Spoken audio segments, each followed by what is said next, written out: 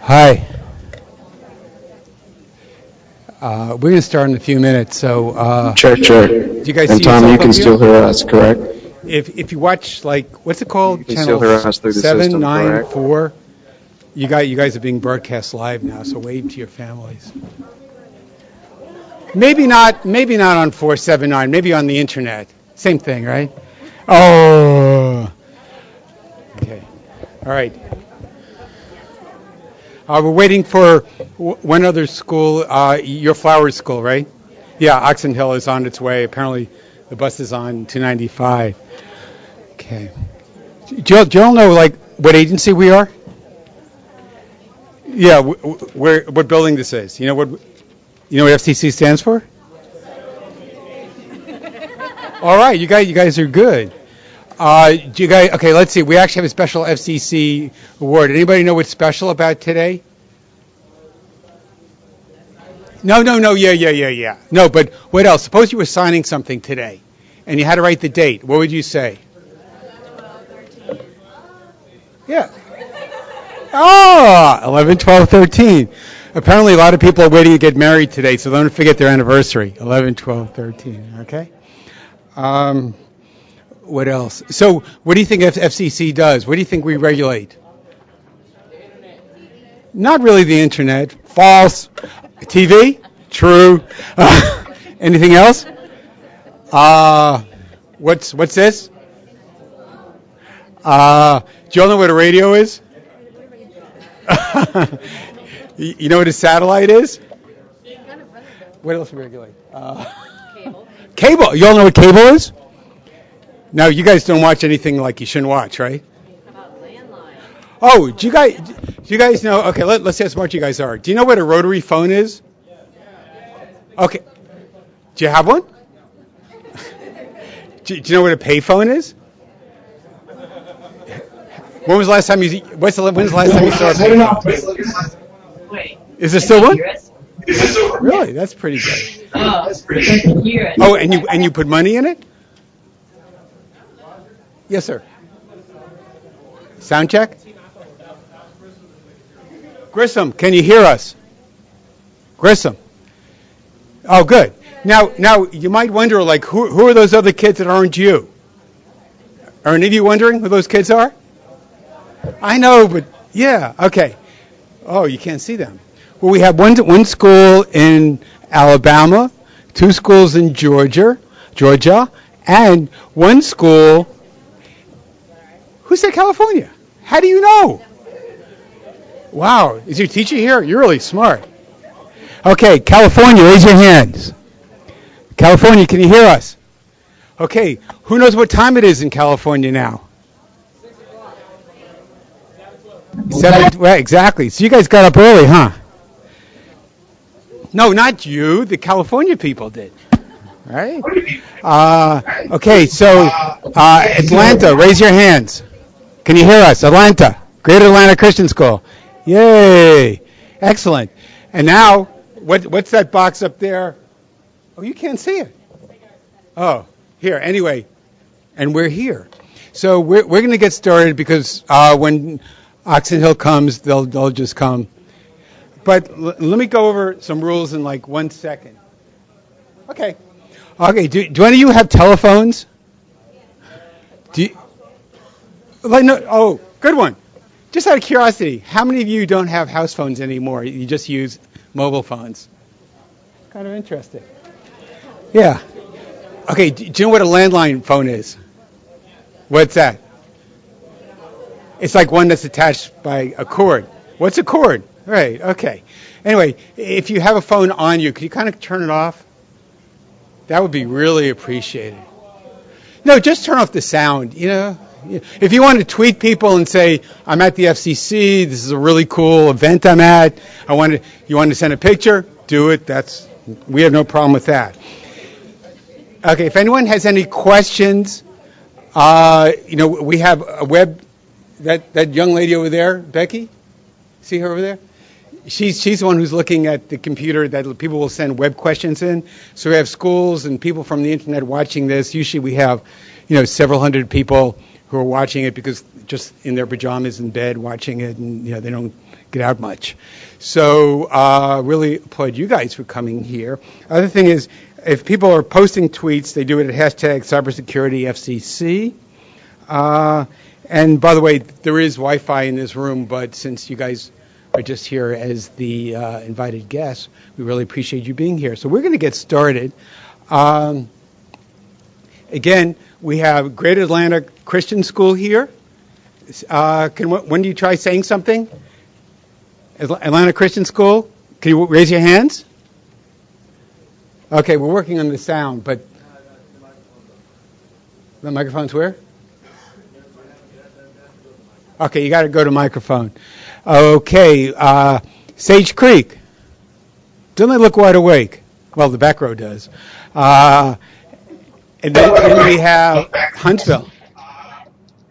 Huntsville? Are they Huntsville? Yeah, Grissom. Oh, okay. You got to call them Grissom if you want to get their attention. Thanks. Could somebody say something on the microphone? You, lady by the microphone in Grissom.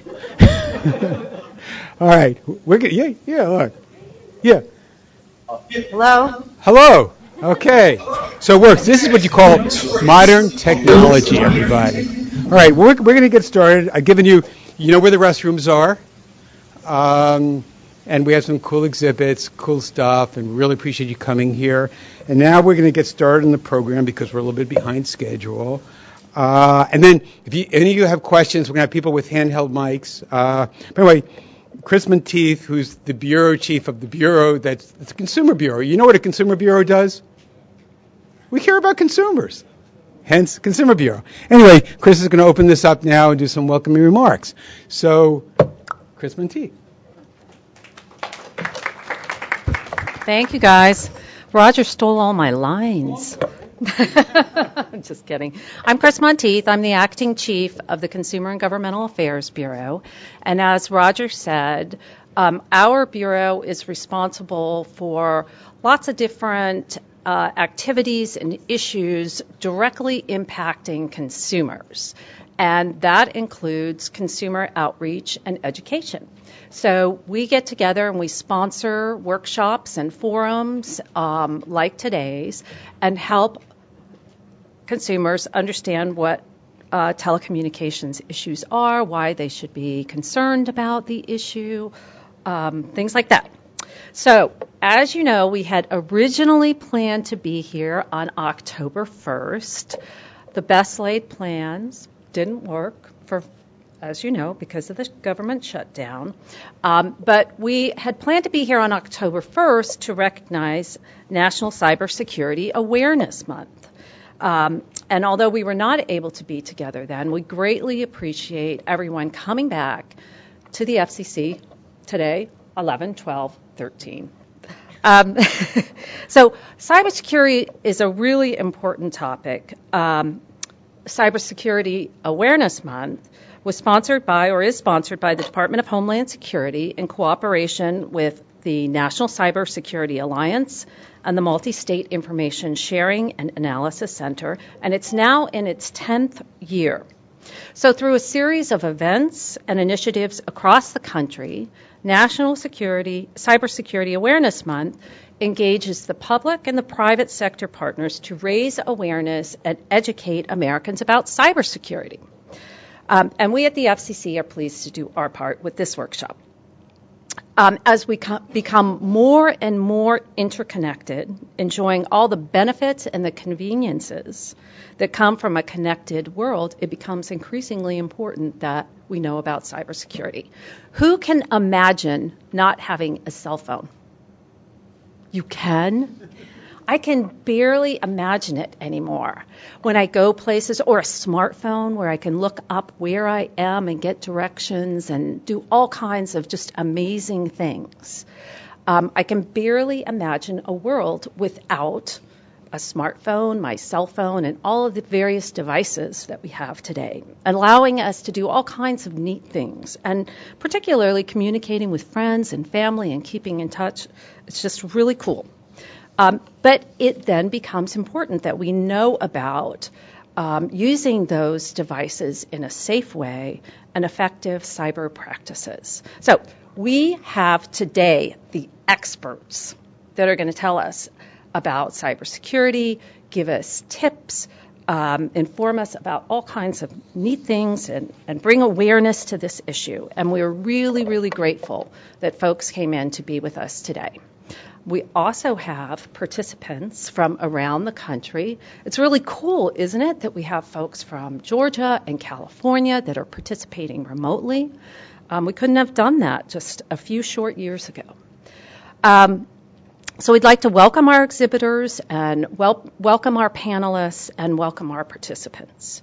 As you know, after we do our workshop this morning, we have exhibitors here that you guys can go and look at the various exhibits and check things out.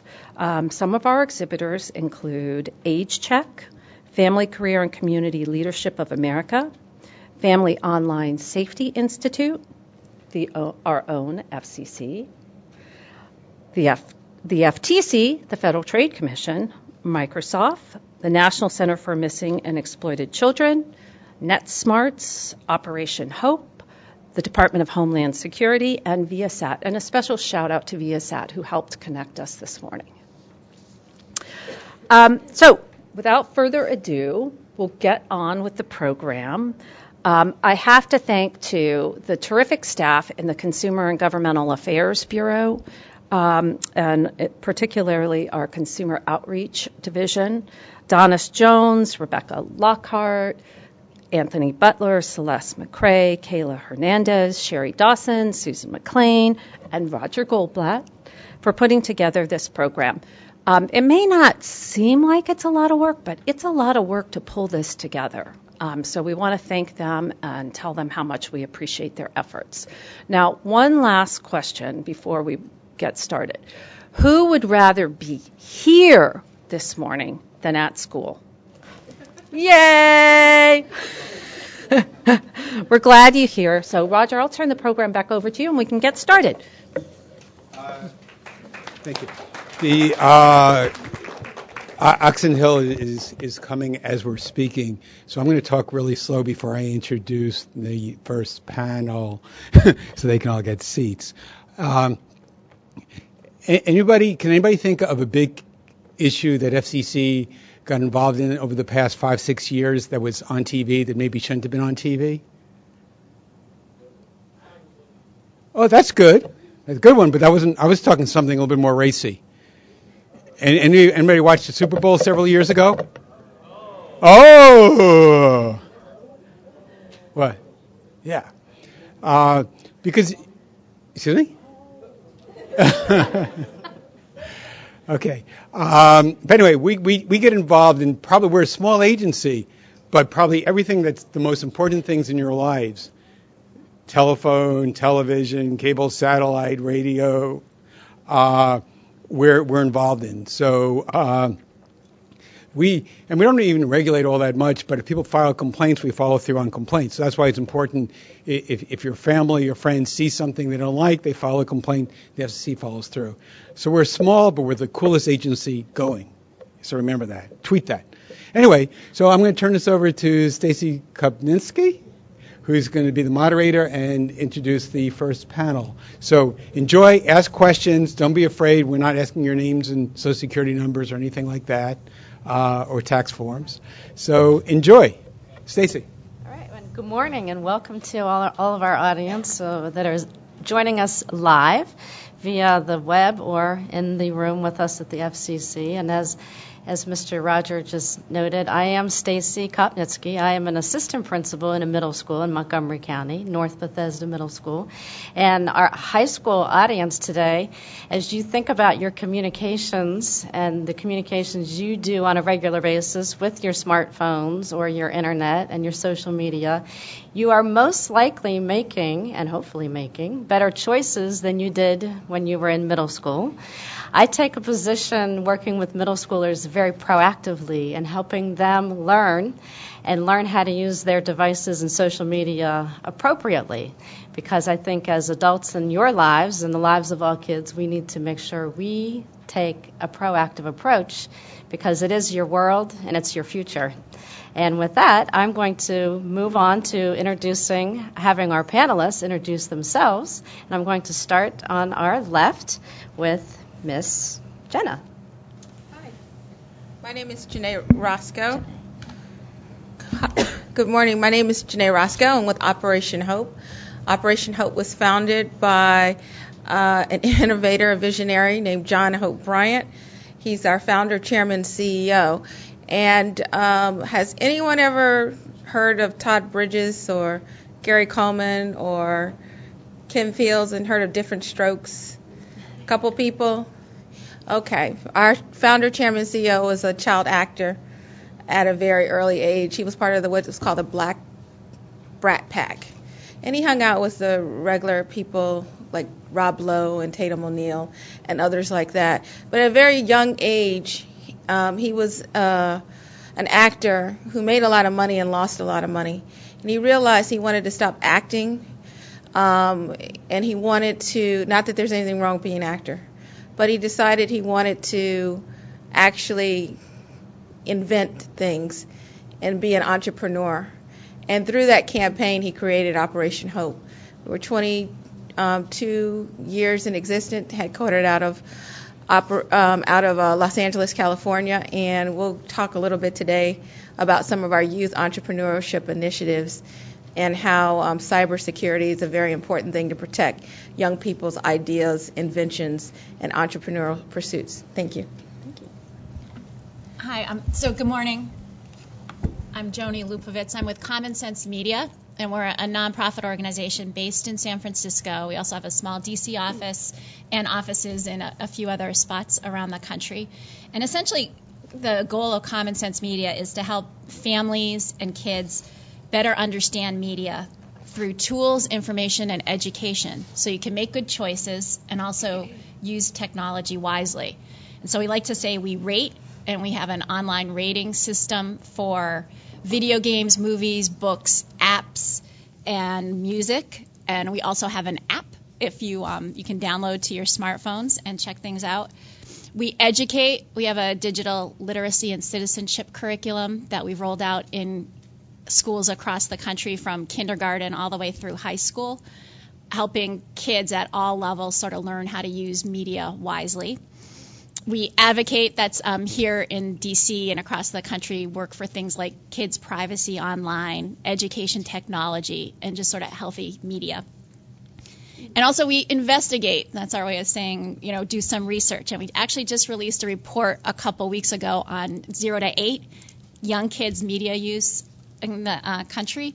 And it probably won't surprise any of you. One thing we found was that even the youngest kids, the little toddlers, are using smartphones and tablets increasingly more and more. So they're swiping away. It starts basically from birth these days. So I'm really happy to be here. It's really fun to see so many high schoolers in the audience and on the screen that we saw earlier. And then pay attention because we have a little quiz for you. So save that for a few minutes. Thank you, Joni. And I do want to take this opportunity to introduce our high school that is participating remotely and their teacher, Miss Christine Sutton, who is the secondary math teacher at Virgil I. Grissom High School. So welcome students from Grissom High School as well. Christine, would you like to say a word? Students from Yes, good morning. We're glad to be here this morning, and we'll listen to what you have to offer, and you can call us in if you want any feedback or information from us. Okay, great. Thank you. Welcome again. And next we have Miss Aditi. Good morning, everyone. Is everybody awake? Is my mic on? I'm so happy to be here today. My name is Aditi Javeri. I'm here with the Federal Trade Commission, which is the nation's consumer protection agency.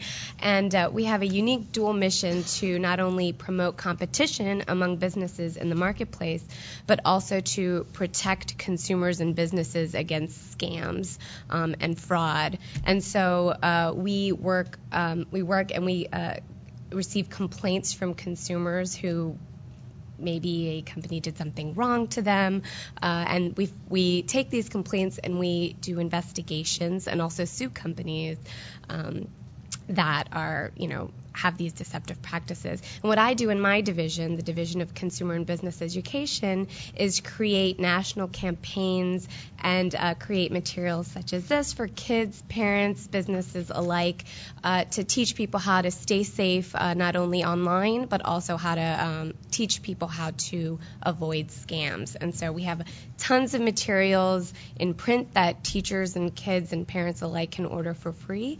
And we also have websites, videos, and games online. And if you come see us in the exhibit room, I can show you more about how to find that stuff. Hi, good morning, everyone. I am Jennifer Hanley. I'm the Director of Legal and Policy with the Family Online Safety Institute. I wanted to start off by thanking the FCC for inviting us here today, and to the teens in the room. I hope you find some of our great resources in the exhibit next door once we're done. So FOSI is an international nonprofit organization. We're based here in D.C., but we also have an office in London.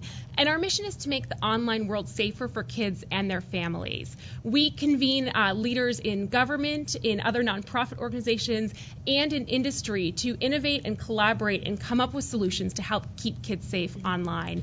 And we do this really through a few different things. We put together research, we have resources, and we have events. We are actually just coming off our big annual conference last week. And so we're trying to put forward great materials and resources that can help empower teens and parents, especially online. And I just wanted to showcase, we just put out a recent report on teen identity theft. So FOSI worked with an outside research company, and we talked to about 600 teens across the country and in Maryland specifically with some focus groups to think about what their top online concerns are, how they feel about identity theft, if they're worried about it.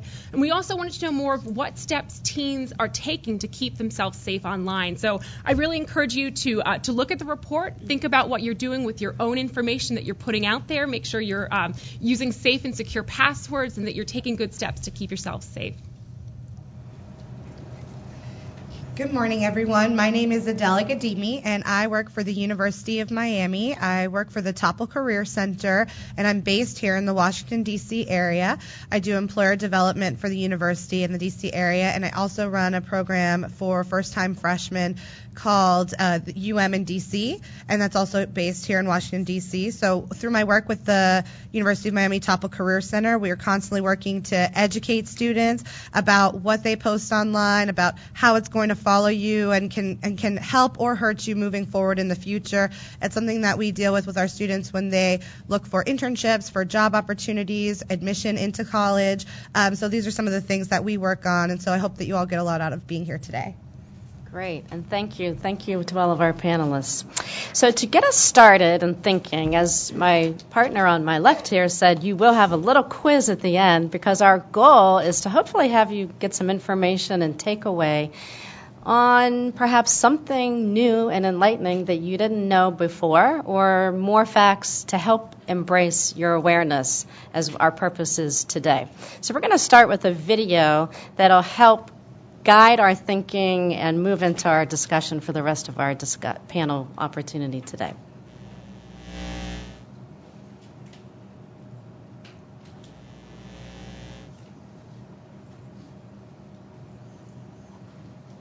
This video might look a lot like you.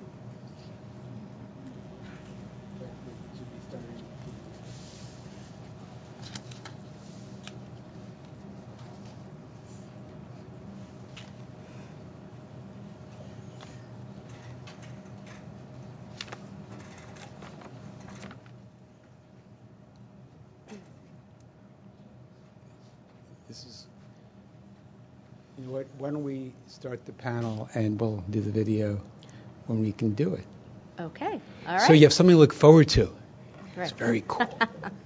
So we'll start with our first question. And one of our first questions we talked about, Ms. Janae Roscoe had mentioned briefly about fraud and identity and how to protect our young entrepreneurs. And so, Janae?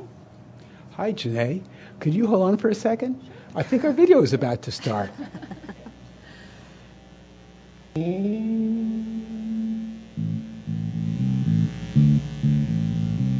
Hey, I'm Eduardo. I'm a junior at NHS. I'm not anything special, pretty normal. I get good grades, and my friends are pretty cool. What's up, Eddie? And even my parents aren't too bad. We love you, mijo. I also do a little swimming. Actually, some recruiters have been checking me out. I'm hoping to get a scholarship for college, so my parents don't have to worry too much about tuition. Last week was a championship meet, and it was awesome. Our team owned it. And I set a school record in freestyle. Someone from the team decided to throw a party, and it was crazy. Everyone from school was there, including the hot girl from my science class. Hey, Eddie! People were acting so crazy, I had to take them pictures, man. I may have had a little too much fun. It probably wasn't the smartest thing to take pictures, but then I got really dumb and posted them on my page. It's just what everyone does. And I didn't even think to use my privacy settings. So once I posted them, everyone could see them, and anyone could share them. I found that out when I was called to the principal's office and saw some of the pictures from my page sitting on her desk. Coach was there too, and he was really disappointed. It seems like one of my so-called friends had sent them the pictures. But which one? It could have been anybody. My ex-girlfriend, who's always mad at me for something. One of my teammates, who seemed kind of jealous. It could have even been some guy I spoke to once in the 9th grade. I guess it doesn't even matter, because I'm the one who put the pictures up there in the first place. Now my principal's saying that I violated the student-athlete code of conduct. I signed it at the beginning of the year, and it's 0 tolerance. Meaning, no more chances. I'm off the team. Goodbye scholarship. On top of that, I got suspended. I've never seen my parents so mad. Even my teammates won't talk to me. Some of them were in those pictures, and they've been called into the principal's office too. At first, I was really mad at whoever sent the pictures. What business was it of theirs? But then, I realized that as soon as I posted the pictures online, I made it their business. It was really all me. I was 2 kinds of stupid. I was the one who broke the rules. And then I posted the pictures online. It was one mistake after another. So that's my story. I used to be this kid. And now I'm this kid. And this was all it took.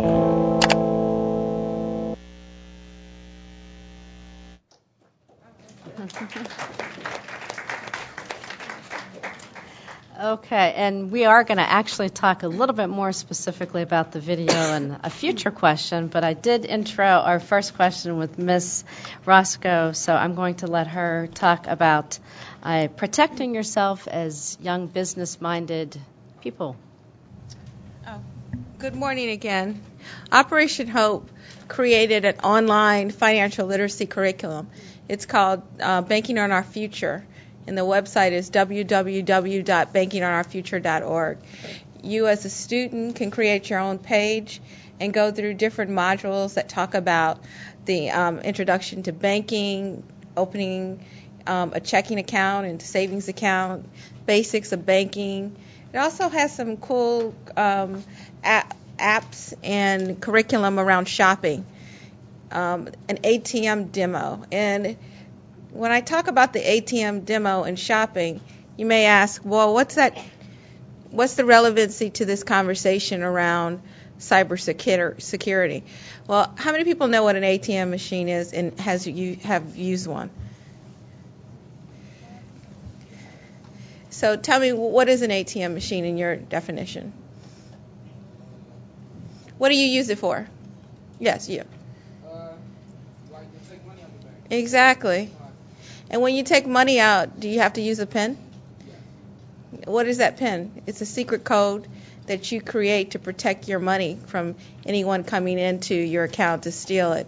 It's a form of cybersecurity processing that students use it, young people use it to get money out, but it's actually a system put into place to protect others from not taking your money. And it's a very basic way of helping people realize on a very small and everyday, ordinary way, there are cybersecurity implementation measures out there that we should be aware of. So our financial literacy app provides an opportunity for you to not just learn about finances and financial education, but helps you understand that there are some key things that you should do, basics around banking that will help you protect other people from taking access to your money. I'm sure no one here wants anyone to take money from them.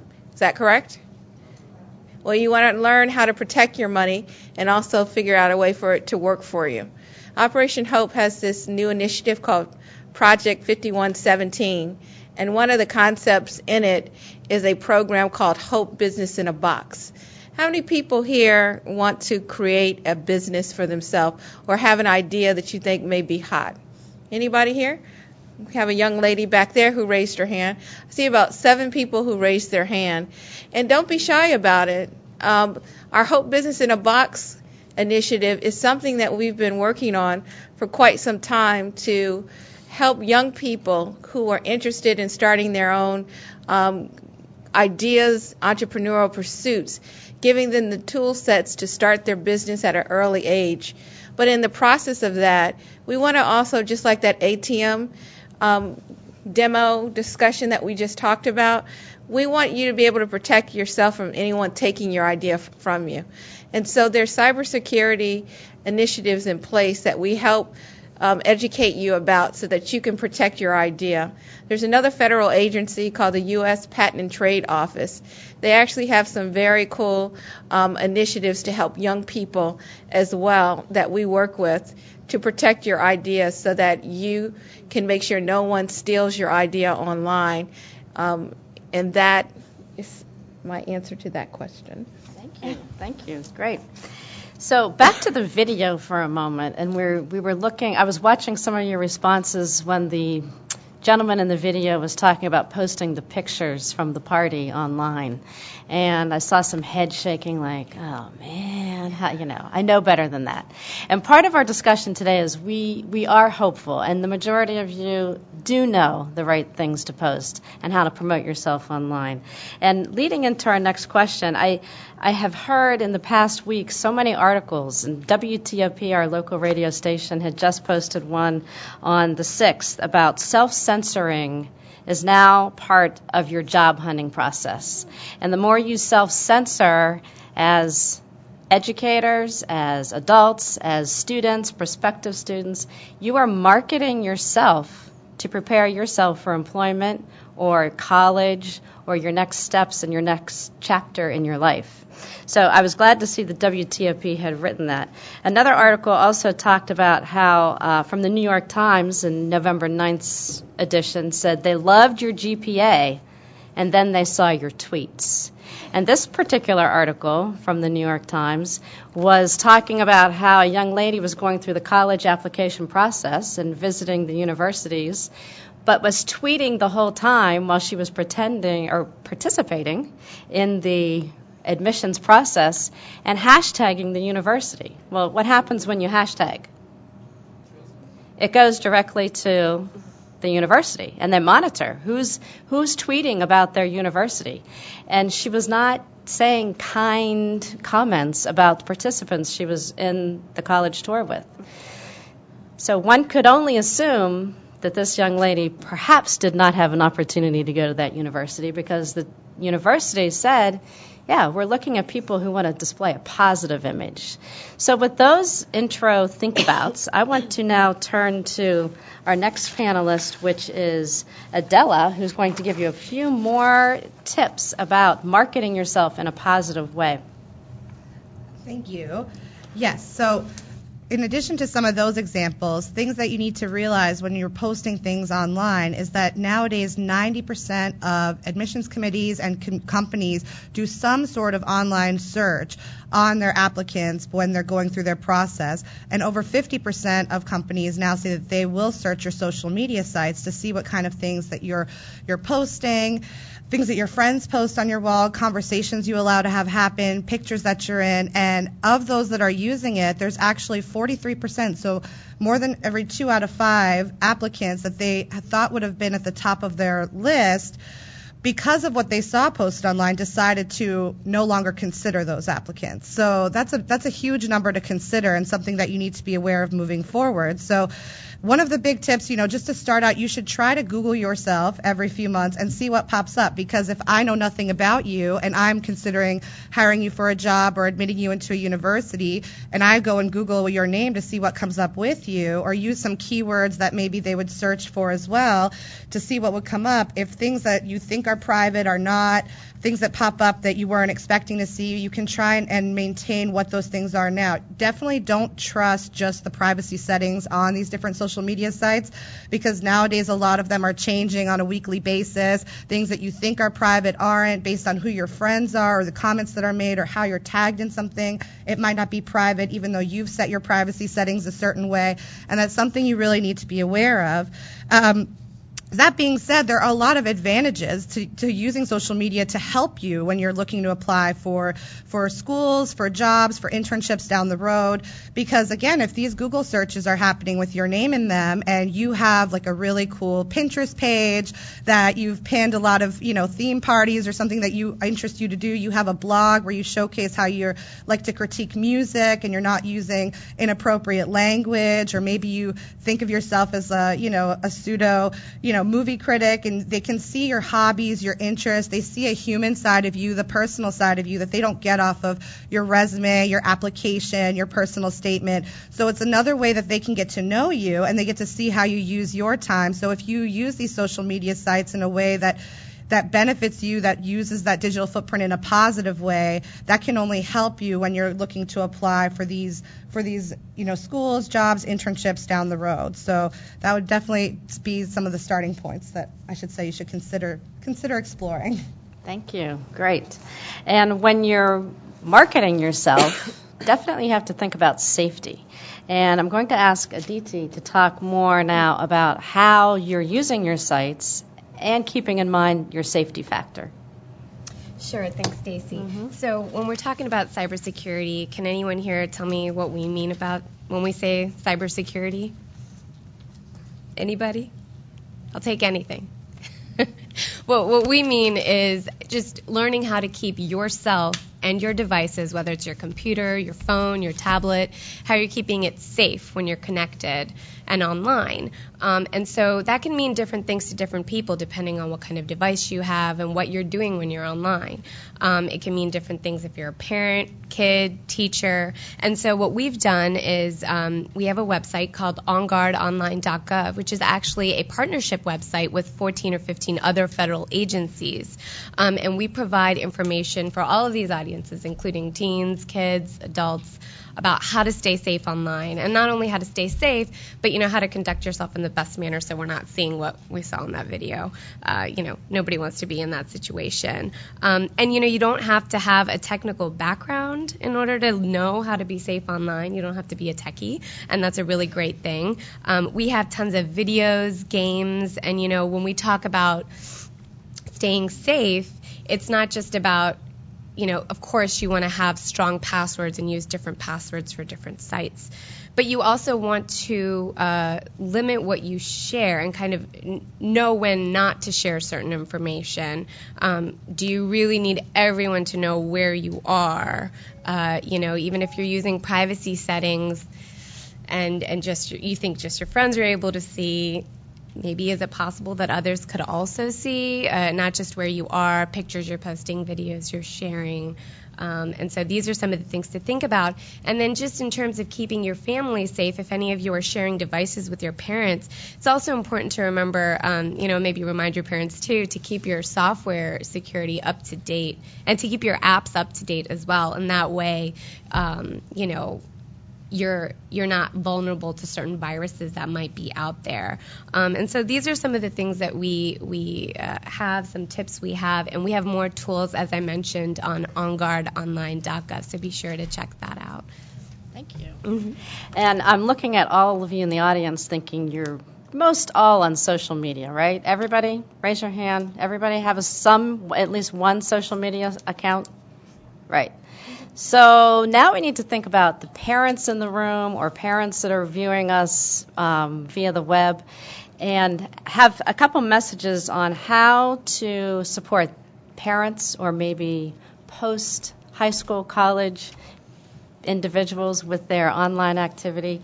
And I know one of the things I recommend with my parents that I work with at the school setting is get onto social media sites. Start using them. You can use them very, innocently. Post your pictures of your pets, your nature walks, your food that you're eating, but start to use them so you can understand them. And I'm going to now ask Jennifer to expand on how to use them and how to educate parents and be more safe in an understanding environment. Yeah.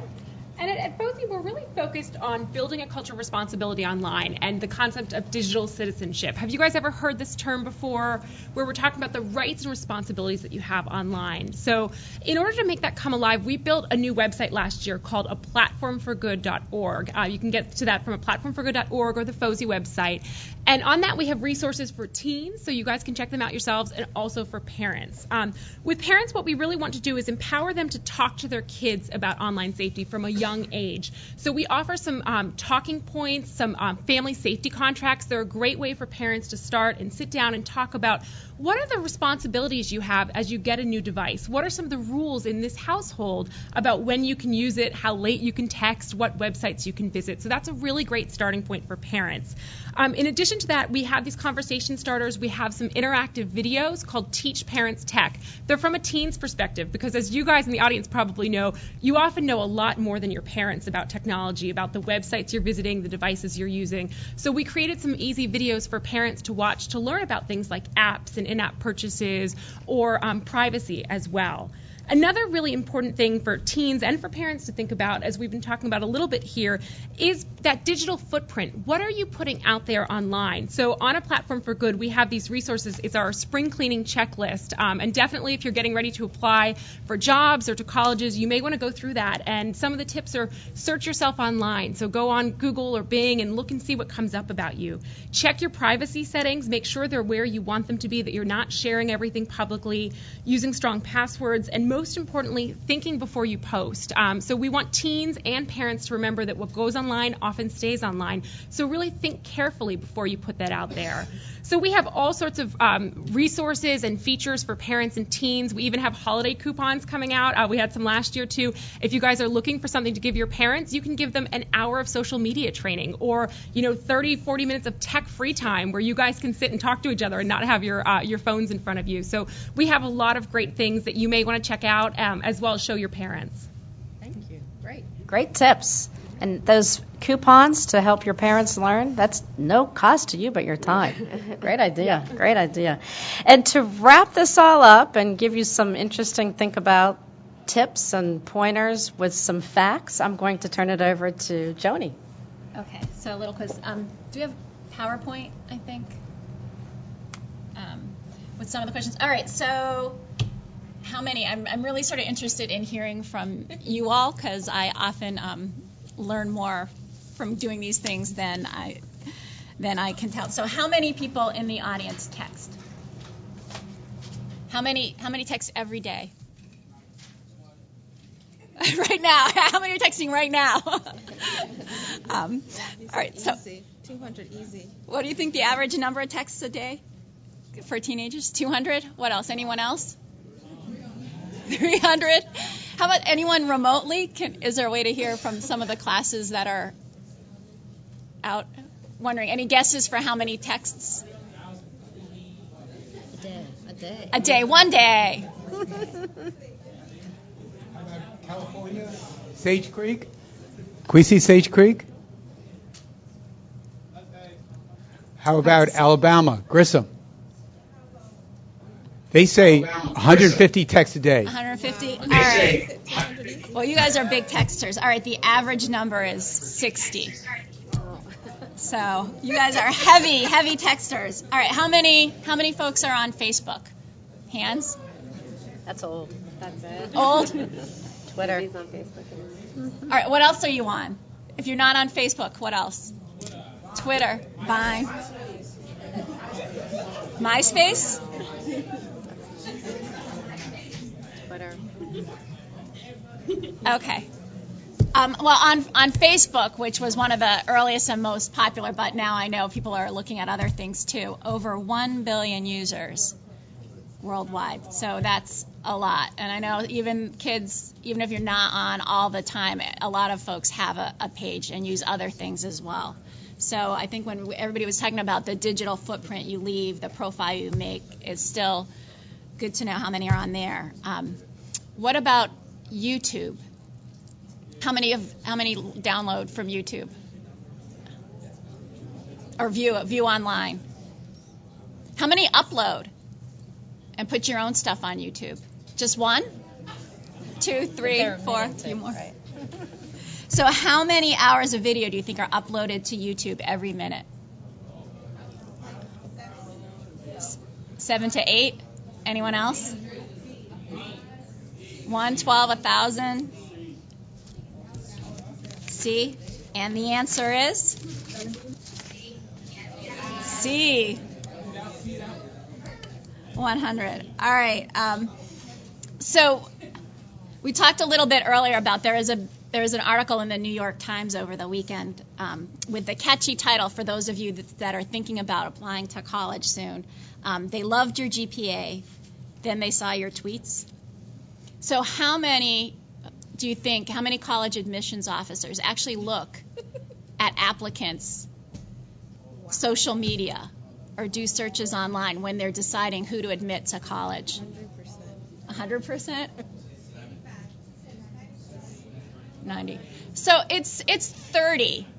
So that's about 3 in 10. So it's not everyone, but the trend is it's more this year than it was last year, and it's a trend that's going up. And out of those, the college applications officers that are looking online, how many do you think found something on social media that negatively affected the applicant's chances? 15? 50? Anyone else? 30, bingo, that's right. So again, these are kids that had good chances of getting into college, but like you saw in the video, like we heard, put something that probably wasn't the best online, maybe thought only their friends or family could see it, and then found out that it actually negatively affected their chance of getting into college. And the same thing when you're applying for a job too, future employers and deciding which applicant. And I have to admit, I've done it myself. Looking online, you sort of want to see what's this person all about if it's somebody that you're going to hire and work closely with. So one more question. How many in the audience use privacy tools when you're on social media? Oh, wow, that's pretty low. So some, not everybody. So I think what we want to do is, so one more tip. Hopefully you've heard a little bit from folks on the panel about different things to think about when you're going online, when you're creating social media, when you're using it. It's good to have a lot of fun, but it's also good to make good choices and to use wisely. I know folks have been on Facebook and now looking at different things. And when I started off, I talked about Common Sense Media. We do ratings, including for apps and for websites. And one of the things, I know often people think it's for parents trying to decide what their little kids should do and download. But I think a little secret just between us is it's not just for parents. And really, kids and teens and my own kids, I learned this from my own kids, is you can use it yourself to help go online to figure out if something is quality. And also, it gives you sort of tips about what to look for as you're thinking about privacy settings and security online. And so if you look at something like Snapchat, which, right? So you might think all in fun, poof, pictures go away, no problem. But if you dig through and look at the rating online, there's a part that talks about privacy and security. And there, it'll tip you off a little bit that, yeah, it might go away, but also, even though pictures are sort of designed to be deleted in 10 seconds or so, there could be that you can't guarantee that the images will go away and that kids can take screenshots and share it. And so if you didn't know, again, if you had checked online, done your homework, that's something you would be, thinking about as you go on and take pictures. Or I know a lot of kids are using Ask FM these days. Again, as you're thinking about it, you could look it up online and try to figure out, is it safe, not safe? What do I need to be thinking about when I'm on this kind of website? And there, it'll highlight things like, bullying can be a concern. You might think it's anonymous. There's ways to deal with that. So I sort of encourage you, whether it's through our site or other sites, as you're using, downloading apps, getting online, using social media, do your homework too. And then you can use it in a positive way to help build a good profile so that if a prospective employer or a college admissions officer looks you up, it looks good. Great. We're actually going to have people with microphones asking questions, and we have somebody from Grissom High School actually who has a question. But I just have a little note that before we actually asked any of the panelists here, I actually Googled every one of you.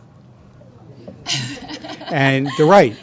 We do things like that all the time if we want to have a panelist. So be careful, and that really is a good tip. But anyway, Grissom High School, I believe, has a question. I think it's Greater Atlanta. Oh, I'm sorry. The what?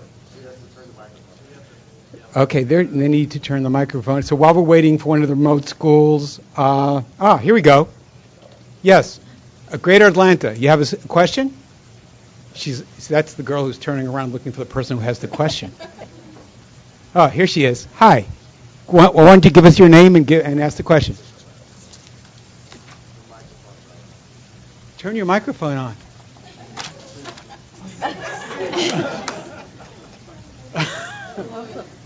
Hello.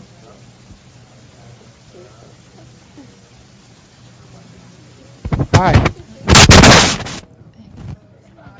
I'm Casey, and we're wondering, how can we keep ourselves safe while using the internet to help us with homework? That's a very good question. I don't think they can hear me. Yes, hello? We heard you. So did you all hear the question? She said, while using the internet for homework, how can they keep themselves safe? Like, let's say you're doing a homework assignment on porn sites. Is it a problem? Will they start, getting bad emails?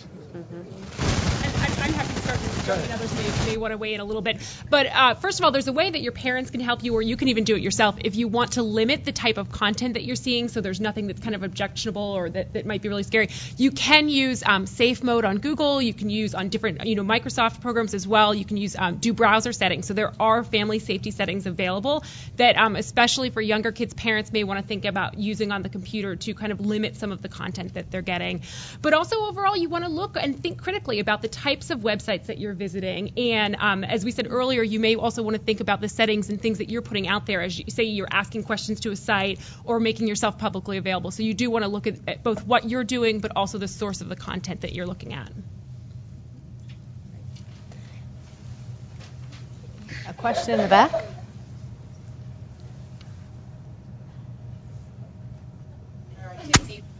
Thank you. Would not having any social media be positive, negative, or neutral? Okay, that's another remote question. Did you all hear it? So I'll answer that. Actually, when you look at social media sites and the unfortunate incidences that we read about and hear about in the news with horrible shootings and disasters that happen with people, it was interesting to me to learn about the two or three most frequent incidences where those suspects had no social media footprint. Does anybody else remember those conversations? And it almost talks about and makes you think, were these people so withdrawn in themselves and recluse and needed an outlet and looked to creating disasters in schools and movie theaters. I don't know. I mean, I think that using social media, again, we've talked about so many possible ways to market yourself in a positive way, that as you grow and learn, the more you demonstrate and market yourself positively, I think that social media and social networking and the internet can help display you in a positive tone if you make the right choices. And I think the trick is to think before you post. Mm-hmm. And just remember that whatever you put out there, share it wisely, and that you never know, it could be shared even more broadly than you anticipate. So keep it clean and then have fun with it. Okay. We have a question from Sage Creek, I believe. Sage Creek High School, California. Wake up. High School, California. Oh, okay. So you said that using your privacy settings could not be good in some ways. So is there any point in having them at all if you are going to use it? Could you repeat that one more time? Okay, so you said that not all the time the privacy settings will work the way you think they will. So is there any point in having them turned on or adjusted to how you use them? We certainly encourage everyone to use privacy settings and to use them carefully. I think the point was that you should use them, but also be aware that sometimes they change, so you have to sort of stay tuned and pay attention when you get notices that things are changing. Pay attention to that. And also, no matter what, privacy setting or not, to stop and think before you post. So, again, you never know who's sharing what you're doing. You keep it private, keep it as you're comfortable with it, but also know that there is always some risk that no matter what you do, it could be shared. But certainly we encourage everyone to use their privacy settings to the extent that they're comfortable, and to stop and think, is this something I want to share just with my friends, just with my family? Is it something I want to share with the whole world? That's certainly something you should think about every time, and use the privacy settings to do that. Okay, go ahead. Add to that. One of the reasons the privacy setting is important is you make a conscious decision to keep it private. You have legal rights if in the future someone takes your private information and use it to your disadvantage. You're in a position to work with your parents to take legal action against something that was taken under the private. Someone tweeted us a question, actually. They said, this sounds really depressing. It seems like nothing is safe. Is there anything good about social media? I think that feeds upon another question we have, but aren't there so many positive effects too? And also, I want to emphasize, this is not about all the bad things. There are plenty of good things. Does somebody want to talk more about that? Yeah. Because speaking from the university perspective, I definitely think that you can use social media to your advantage in a big way. You can use it as a way to connect with current students at universities that you're considering. If you want to ask them questions about what their experience are, you can use it to connect to people that have worked at companies or currently work at companies or organizations that you would like to affiliate with in the future. You can learn a lot and connect with people. You can market yourself. You just have to have a social media strategy in place for yourself. And you need to know what it is that you would like to get out of it. And I like to prescribe to the rule of the mom rule. So anything that I post on any site, I don't want to be embarrassed to show it to my mom myself, me sitting there, or to my dad, or to have kids that I used to babysit for that look up to me be able to see it. And if I know it passes that rule, then to me it's okay to post it online. And I know that even if it does get taken out of my hands or the security settings change at a time that I'm not ready to react to it in time, nothing's going to harm me, because I already know that I've self-censored myself, because everything on my profiles I'm fine showing to my mom. So that's something that I would say you should do. But I think that to just take yourself off or be afraid to use it, especially in the society that we're living in today and how it's just such a more interconnected world, you're doing yourself a big disservice. You just have to get in there and use it to your strengths, use it to play to what makes you unique and what you enjoy doing, and then I think it's totally fine. I think you just need to know what it is that you are and aren't posting. And also, we really focus on using the power of social media media for good. So a platformforgood.org, our whole tagline is connect, share, and do good things online. And so we have the tools and the resources to help when there are problems or to help you prevent problems.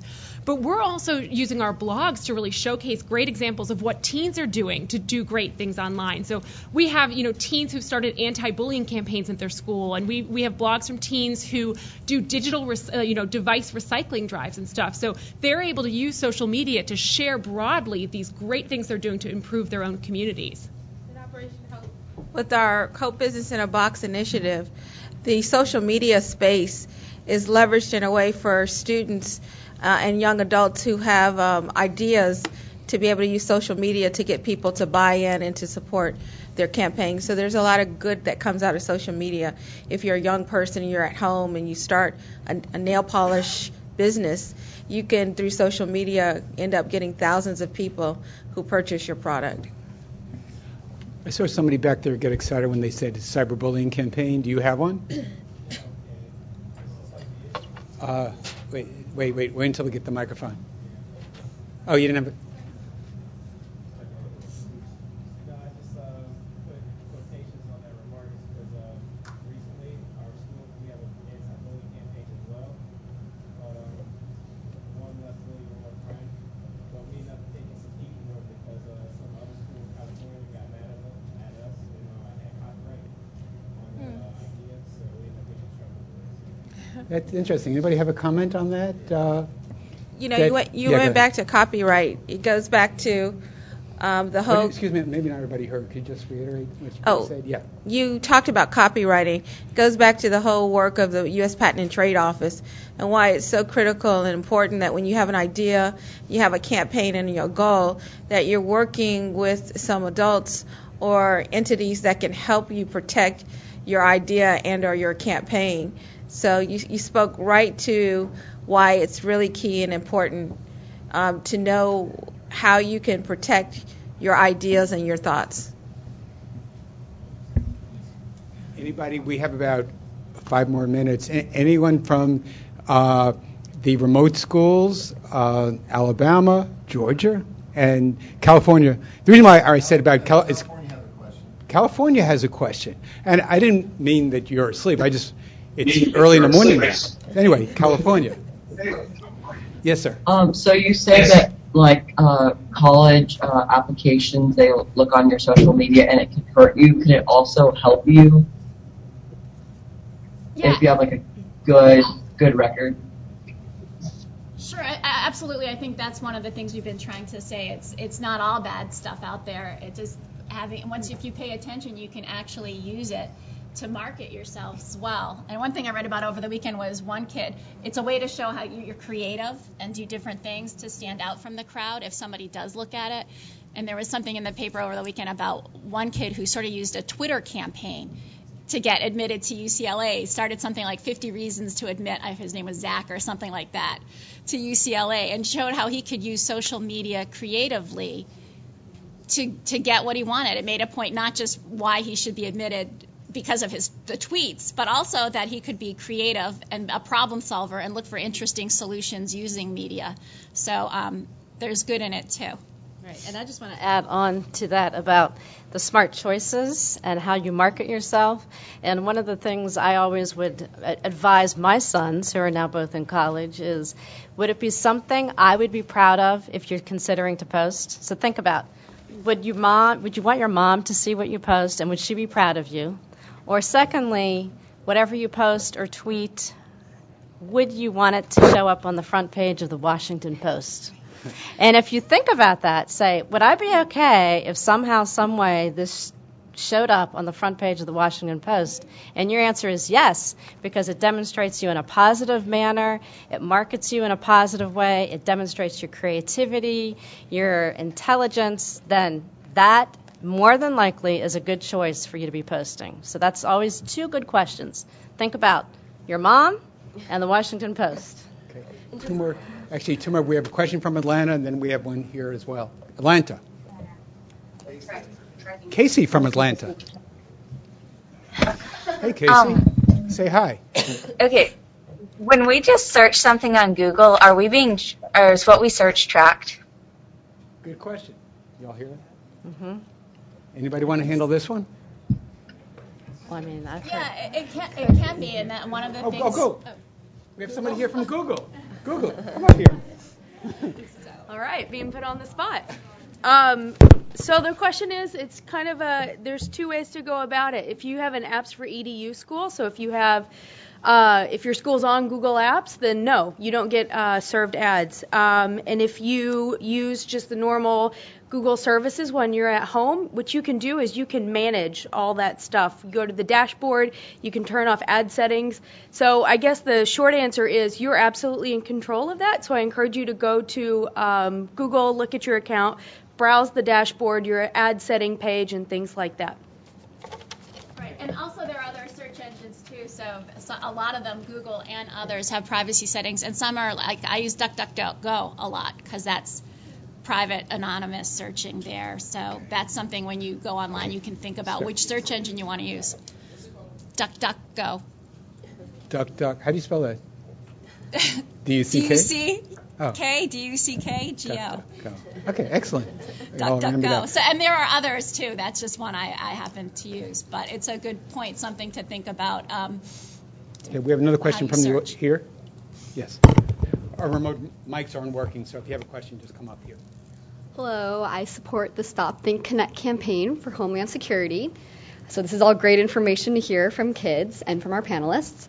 So I have a question. We all have our smartphones, as you mentioned in the beginning of the panel. So how can we stay safe with all the location settings and things like that on our smartphones? Because we always have the urge to check into every location. So how do we protect ourselves? Again, that's something we encourage people to manage. Depending what kind of smartphone you have, you can manage it generically. Like I have an iPhone, and they have privacy settings there. You can turn your location setting on or off. You can go app by app, so depending where you are, what you're doing, and what you're comfortable with. And again, that's an area where when you're going to download an app, it's do your research, do your reviews. You want to buy from a reputable app store because some of the time they can weed out, like Google App Store or Apple, they can weed out some of the apps that aren't so great. And then, think as you're downloading, think about it. And you'll see a lot of times when you download an app, they ask for permissions. And think before you give permission, do I really need to give that? So if you're downloading the calculator app and it asks, can it download the contacts with all your friends?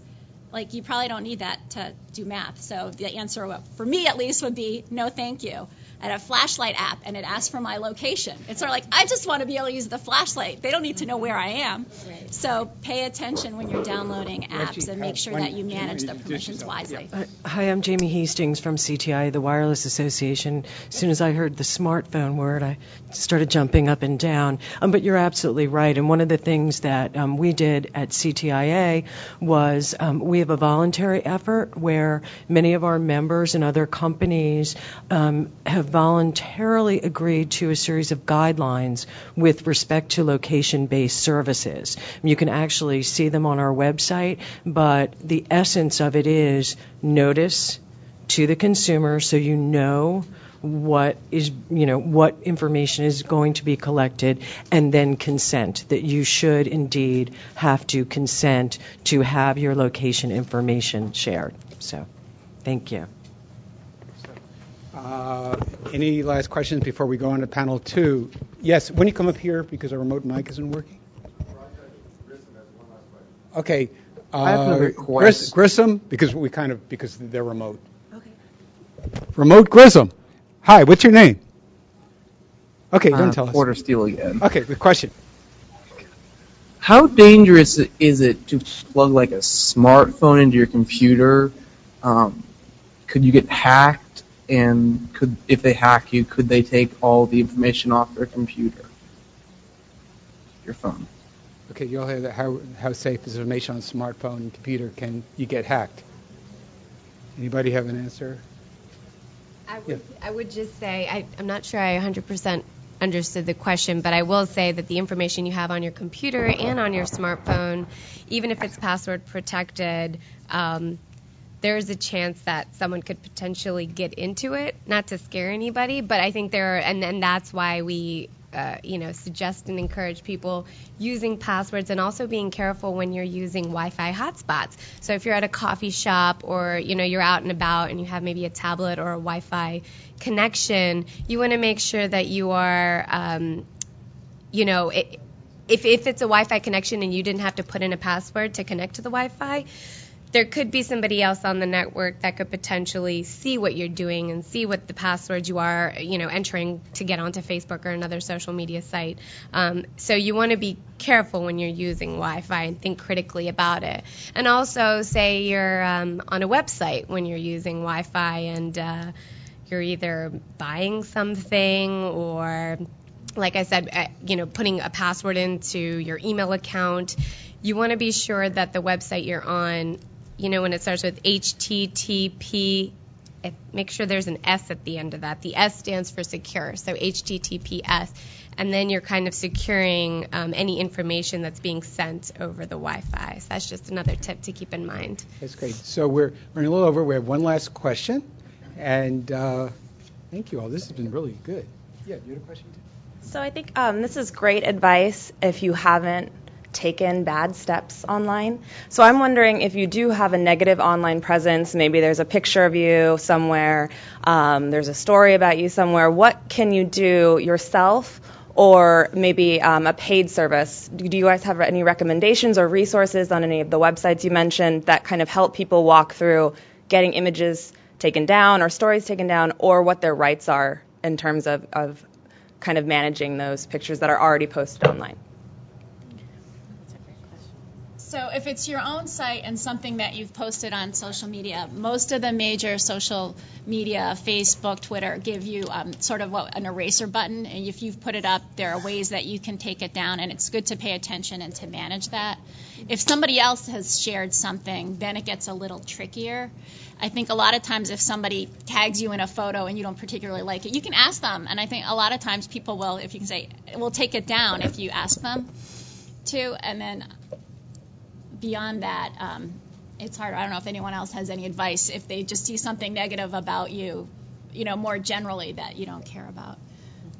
And that's where you can also work and increase the good stuff that's out there about yourself. You may have had an incident, say, early in high school where there's some unflattering pictures or something that's out there that you're not able to get back, but make sure that you continue to build the positive reputation after that so that when people search for you or they look at your social media page, they're seeing really good things. We have, did you hear her thing about like adults never lie? I said that was the last question. We actually have two more questions. One from Atlanta, and then we have this gentleman here. Atlanta, your question, please. She wrote it down. It's good.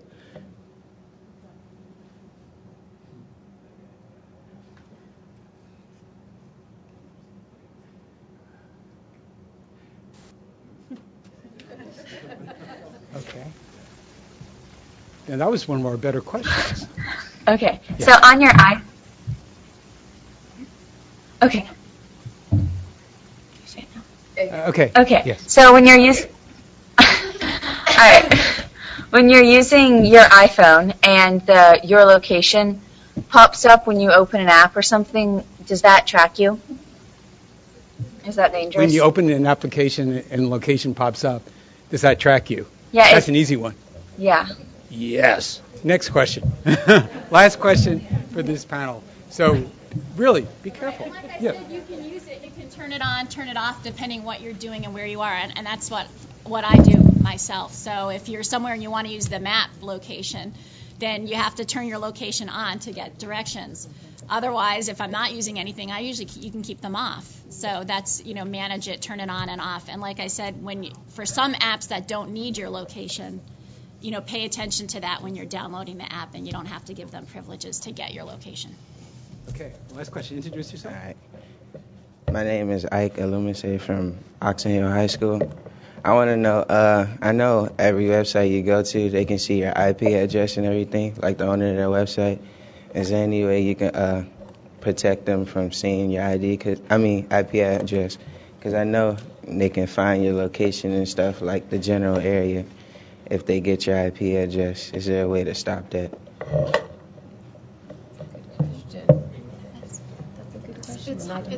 It's hard with the IP address, I think, to stop that. and that they can tell sort of generally where you are, but not your actual location is So your different. real question is, you don't want to be tracked. Good luck. Well, don't go on social media. Okay, so we're going to like take a 2-minute break and move to panel 2. Panel 1, thank you. You guys are just fantastic. Thank you all. And the audience is great. And the 4 schools are great. Thank you, California. Thank you, Alabama. Thank you, Georgia. Thank you, the rest of the country who is watching. Hey, you schools are good. Thank you, young lady.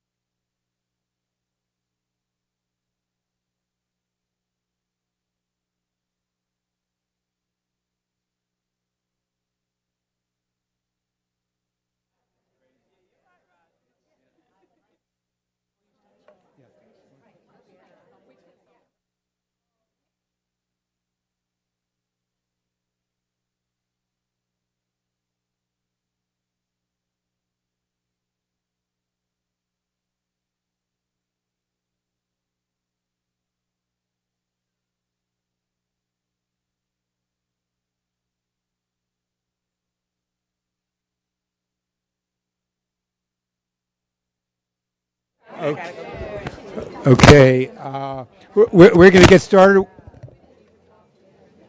We're going to get started with panel 2. If everybody can have their seat, please. Everybody,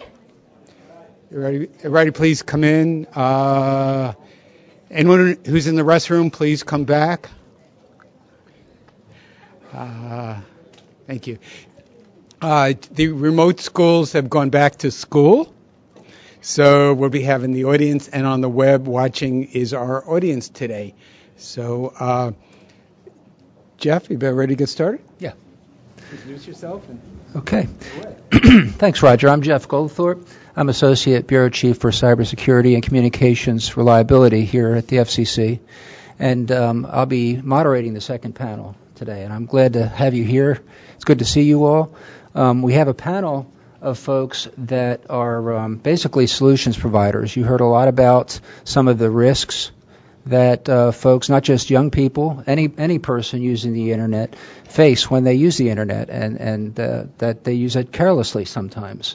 I do it sometimes. Everybody does it sometimes. And young people have maybe things that they confront that are a little bit different than people my age.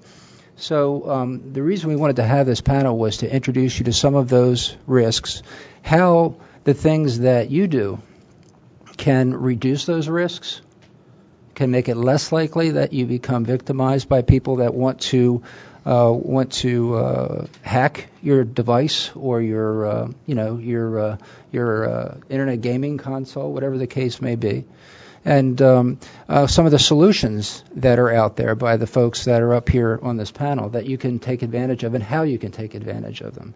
So that's what we're here to talk about today, is some of the methods, procedures, solutions that you can avail yourselves of. With that, I want to introduce the panel. I want to start off to the left and with Micah. Why don't you spend a moment, Micah, and introduce yourself. Oh, great. Hi, so my name is Micah. I work at Snapchat.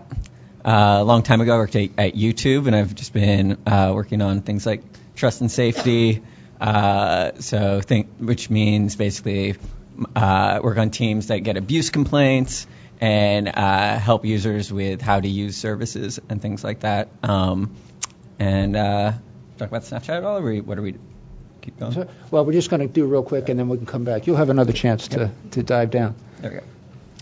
Hi, my name is Brooke Oberwetter. I work for Facebook right here in Washington, D.C. in our public policy office. Part of my job is that I manage what we call our safety roadshow program. So I spend a lot of time traveling across the country talking to parents, to teachers, and especially to students about how to protect their information on Facebook, how to use our tools responsibly, good digital citizenship, and how to use our privacy tools. We heard a lot during the last panel about the privacy settings, and I think that one thing that they missed that I hope we'll get to talk about a little bit more is how important choosing the audience is when you share something online, whether it's on Facebook, whether it's on Twitter, whether it's on Google+, any social networking service on Snapchat. Thinking about who your audience is when you share something is one of the most important things you can do to protect your privacy on top of the tools that we provide for you. So hopefully we'll get to talk about that a little more.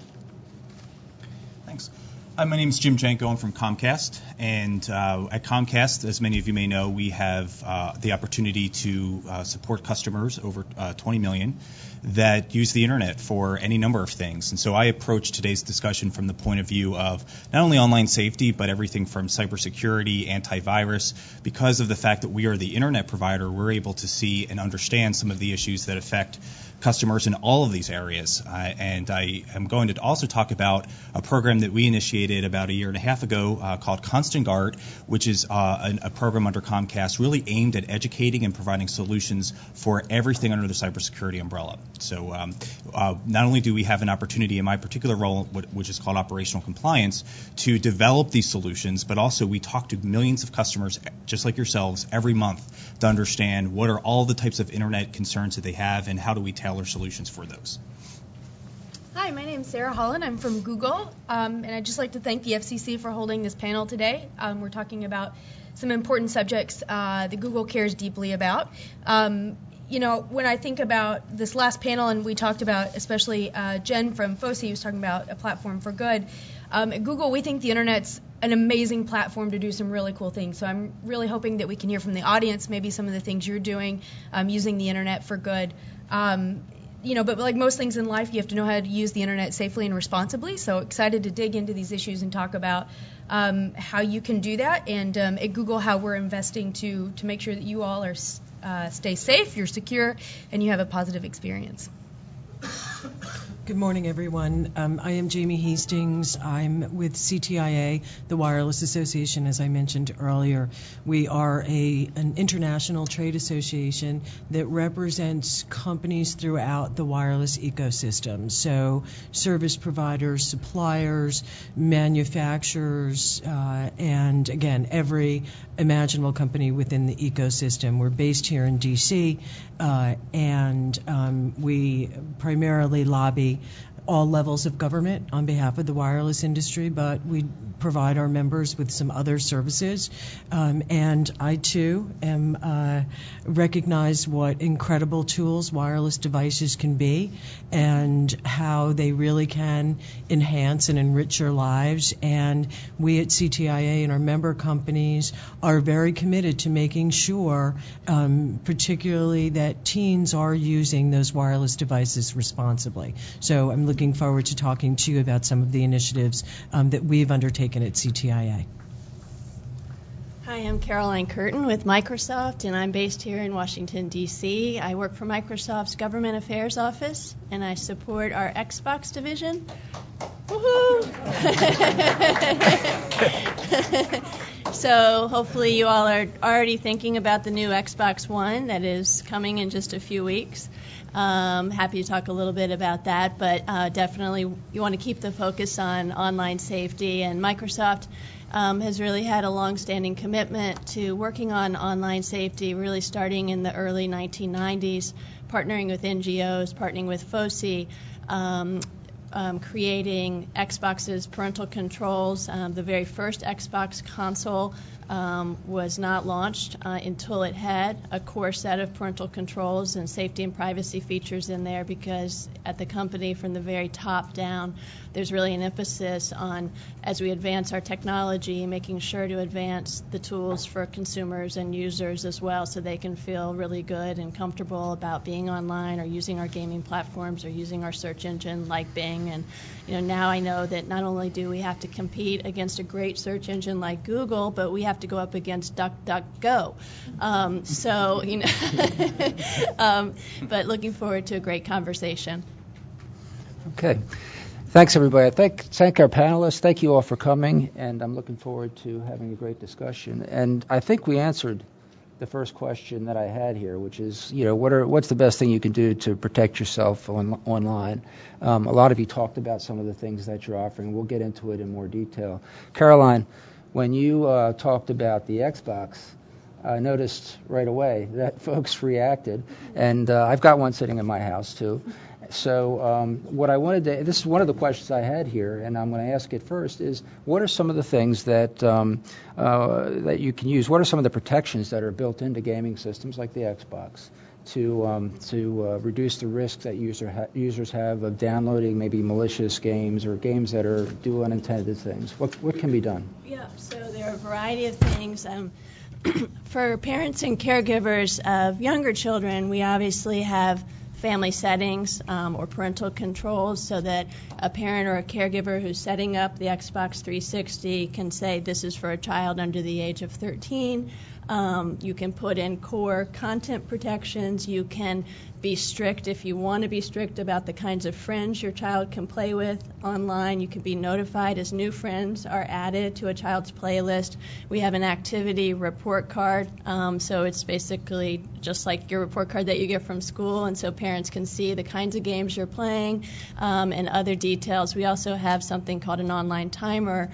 A lot of parents are just concerned not so much about the nature of the content or the games, but just having a really healthy balance as far as all the wonderful things you're doing every day and every week, but incorporating games in an appropriate way so it's not too lopsided.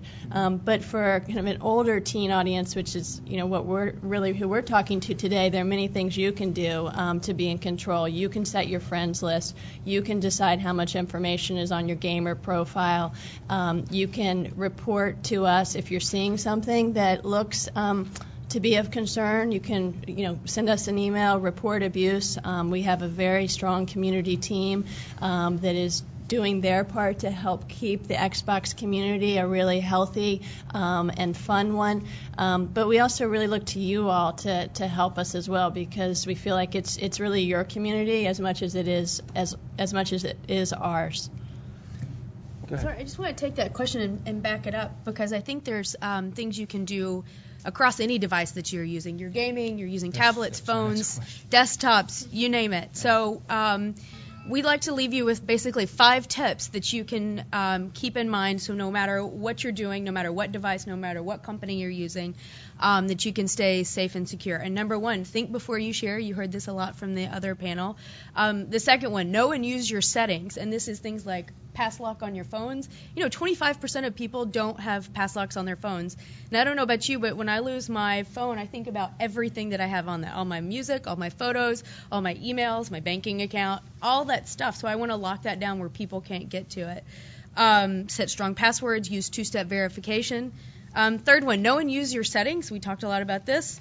Avoid scams. 50% of the time people enter personal information on phishing sites. So those are people that download malware onto your device, steal your personal information, your identities. You're teens, not to scare you, but you're 52 times more likely to have your identity stolen than mine. So that's why this is even more important that we're having this discussion today. So know and use your settings. And then the 5th one, be positive. Do something good with the internet. Like Caroline said, this is your community. The internet is yours. So you have a responsibility to help make it better. How about mobile platforms? Anything special about mobile platforms and downloading, say, gaming apps or even any kind of app, really? I mean, is there something that young people should be looking for that would reveal to them that the app that they're getting may not be what they expected? Well, I think, and there was a lot of discussion in the previous panel about this. I will say that we do want to focus on the positive aspects of wireless devices. Wireless devices are great tools. We talked about the social aspect and, educational platforms and the like. And wireless phones can teach you important life skills, wireless devices, time management, budgeting, understanding what's out there and your privacy and security. So I know a little bit in the last panel, one of the questions was, well, oh gosh, is there anything good about this? Well, there's lots of good. But we also recognize that you need to use your wireless devices responsibly. So let me ask you this. How many of you have a smartphone? Well, it's usually just under about 50% of teens, so this is a very advanced group. That's a good thing. How many of you have had conversations with your parents about how you should be using your wireless devices? Wow. Okay. Now, I'm going to lecture you just a little bit. Go home and talk to your parents. What we did at CTIA was about 2 years ago, we looked around and we realized that our member companies, some of whom are at this table, we're doing some great things with respect to privacy and security and parental tools, and talking about things like cyberbullying and sexting. So we didn't reinvent the wheel, but we took the best of what our members had, and we developed a program and a website called growingwireless.com. Now, what's interesting is that there's a study not that long ago that said that 90% of teens had no problem with their parents establishing rules about how they use these great devices. Okay, how many of you are okay with your parents setting some guidelines or rules for you? That is definitely not 90%. You are a very different crowd. All right, I'm going to work on you. But so one of the things, and again, I would encourage you to go to the site. It's a great site for kids, for parents. It has case studies so that it might help you understand kind of what can happen with respect to things like sexting and cyberbullying and the like. But one of the things that is on there is a family rules template. And we encourage parents to take a look at this template and talk to their kids about their usage and what their expectations are about their usage. So I want you guys to be aggressive with your parents and go home and say, Mom or Dad or Grandma or whomever, I want to talk about what your expectations are about my usage, because they can help you.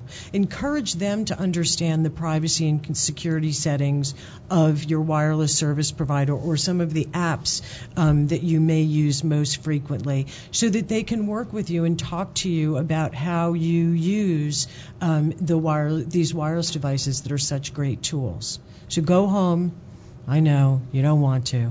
Go home and talk to your parents, or go on the Growing Wireless site and print it off and say, Mom and Dad, I saw this, and I just want us to kind of have a baseline understanding of how I should be using my device, so that they're not always just yelling at you about the bill or how much you're texting, okay. Which is another thing you should talk about, by the way. All right, thanks, Jamie. I wanted to turn for a second to social media. And, I wanted to talk about one thing in particular first, which is tagging. Can you offer anything as it relates to guidance to young people as they use, sites like the ones that, like Facebook and so forth, Snapchat, that, as it relates to tagging images or even posting? What kinds of guidance would you offer? Sure. So as I hope everybody knows what tagging is on Facebook or on any kind of social media, it's where you reference somebody else in something, right? So if I take a photograph of this audience and I happen to be friends with a lot of you on Facebook, I would be able to actually click on your face in the picture and associate your name with that picture. That's what tagging is. It means that it creates a little hyperlink that goes back to your timeline on Facebook so that people can see this accumulated wealth of things that you've been tagged in. Tagging is really great. It's really a great way to share share photos. It's a great way to let people know that you've taken a photo of them and put it on Facebook. But as you can imagine, it's also something that you need to be a little bit protective of, because you don't want someone to, for example, take a picture of you doing something wrong that you shouldn't be doing and put that on Facebook and then tag you in it so that people can identify who you are. So there are a couple of things that I can recommend for teenagers especially. There's a setting in our privacy settings, and if you go to facebook.com/settings, you'll see a whole bunch of different kinds of settings that you can go. But if you click on timeline and tagging, you'll be able to see a setting that will actually allow you to review things before they show up on your timeline. There's absolutely no reason why anybody who's in high school shouldn't have this setting turned on. If you ever want to, go to college, if you ever want to have a job, it's one of the really most basic things that you can do on Facebook to protect yourself from other people sharing information about you that you don't want to have shared. So go to this timeline and tagging settings, turn it on. It means that every time someone posts a photo of you and tags you in it, you'll get a notification. You'll get the opportunity to approve it before it shows up on your timeline. You also have the opportunity to remove the tag completely. It looks a little bit different on different kinds of content on Facebook. So if there's a photograph of me that's been tagged, I click in a slightly different place than if it's a status message or if it's a check-in, like a location check-in that someone's done. But I can remove that tag if I want to, so that my name is no longer identified with that piece of content. So it's a really easy way for you to sort of first review. So this timeline review that lets you look at it and assess whether you want it on your timeline, and then you can decide if you want to remove your name from it entirely. Micah? So first off, just to get an idea, how many people here have heard of Snapchat? And how many people have used Snapchat or know someone who uses it? Cool. All right. So basically, the shortest description is that Snapchat's an app that lets you send short videos up to 10 seconds or images to people, and it's just like a messaging app. And one of the ways that we think about this, and just our product in general, to kind of like take a step back, is this concept called digital dualism. So let me ask you guys, how many people know the phrase IRL or have heard that, or like in real life, or yeah, or like, so there's this tendency in all these conversations where people talk about online and offline like they're two totally different things, right? Like one's reality and one's virtual reality. And the way that we like to think about it is that that's not really the case, right? It's all real life. When you're talking to someone, whether it's on the phone or texting or using social media or an app, you're still having an interaction with your friend or with the other person, and the things that you say and the things that you do carry over. And that's sort of the philosophy behind how we wanted to build this app and how we wanted people to communicate. So as far as tools, Snapchat offers some privacy settings for who can send you snaps. By default, those are set to private, and those are really good things to be aware of and to look at. And if someone sends you a request, they want to be able to send you a snap, and you don't recognize the username, it's probably a good idea to try and figure out who that is, or ignore it and not get a snap from them. But the bottom line is, when we talk about teen online safety, we can really most of the stuff isn't that specific to teens, and it isn't even that specific to online. I think the things that are risky offline are risky online, and the things that are harmful offline are harmful online. So I would really encourage everyone to think about, the think before you post that extends to just treating people well and being nice to people and having compassion for them. And that's kind of what Snapchat's about. Okay. All right, thanks, Micah. Jim, I wanted to ask what your experience with Constant Guard has been, and how you would add to this dialogue that we've been having. Great, thanks. So from a Comcast perspective, we have the opportunity to really talk to customers about many of the products here and other products, because we're the connection. So we have the vantage point of getting those questions, getting those concerns, and that led to the creation of Constant Guard. But before I get to that, just a couple things that we have learned. One is that there's an active role that we all have to take in terms of protecting ourselves and our devices. A lot of times customers will connect a computer to the internet, it'll come with an antivirus, and that antivirus will expire after 90 days. And so they think they're protected, but in fact there's nothing protecting that information. So that's one kind of aspect. The other thing that we have really heard a lot about and thought a lot about is the concept of protection of your personal information. So a long time ago, the bad guys were going after trying to, take your computer down or affect your devices. Now they're really going after your information. And so one of the things that ConstantGuard does is, while we provide an antivirus to our customers, we also provide technology that protects your personal information. So whether it's your passwords, whether it's your bank accounts or credit cards, all of that information, we allow you to connect to the websites in a more secure manner. I think more germane to this conversation is steps that you can take. So one of the things with regard to teenagers in particular, we really want to remind everyone that passwords, whether they're for any of these sites or for any other sites, they are meant to be private. And we hear a lot about teens sharing passwords, thinking that perhaps if I'm not allowed to be on this particular site for certain hours, I'll give the password to my friend and they can post for me. And these are really things that really could come back and be hurtful or harmful to your online reputation. And then the other thing I'd add too is some of the applications that you download on your devices, really taking the time to understand what they mean and what they can do. Whether it's file sharing, for example, I know it's a common activity.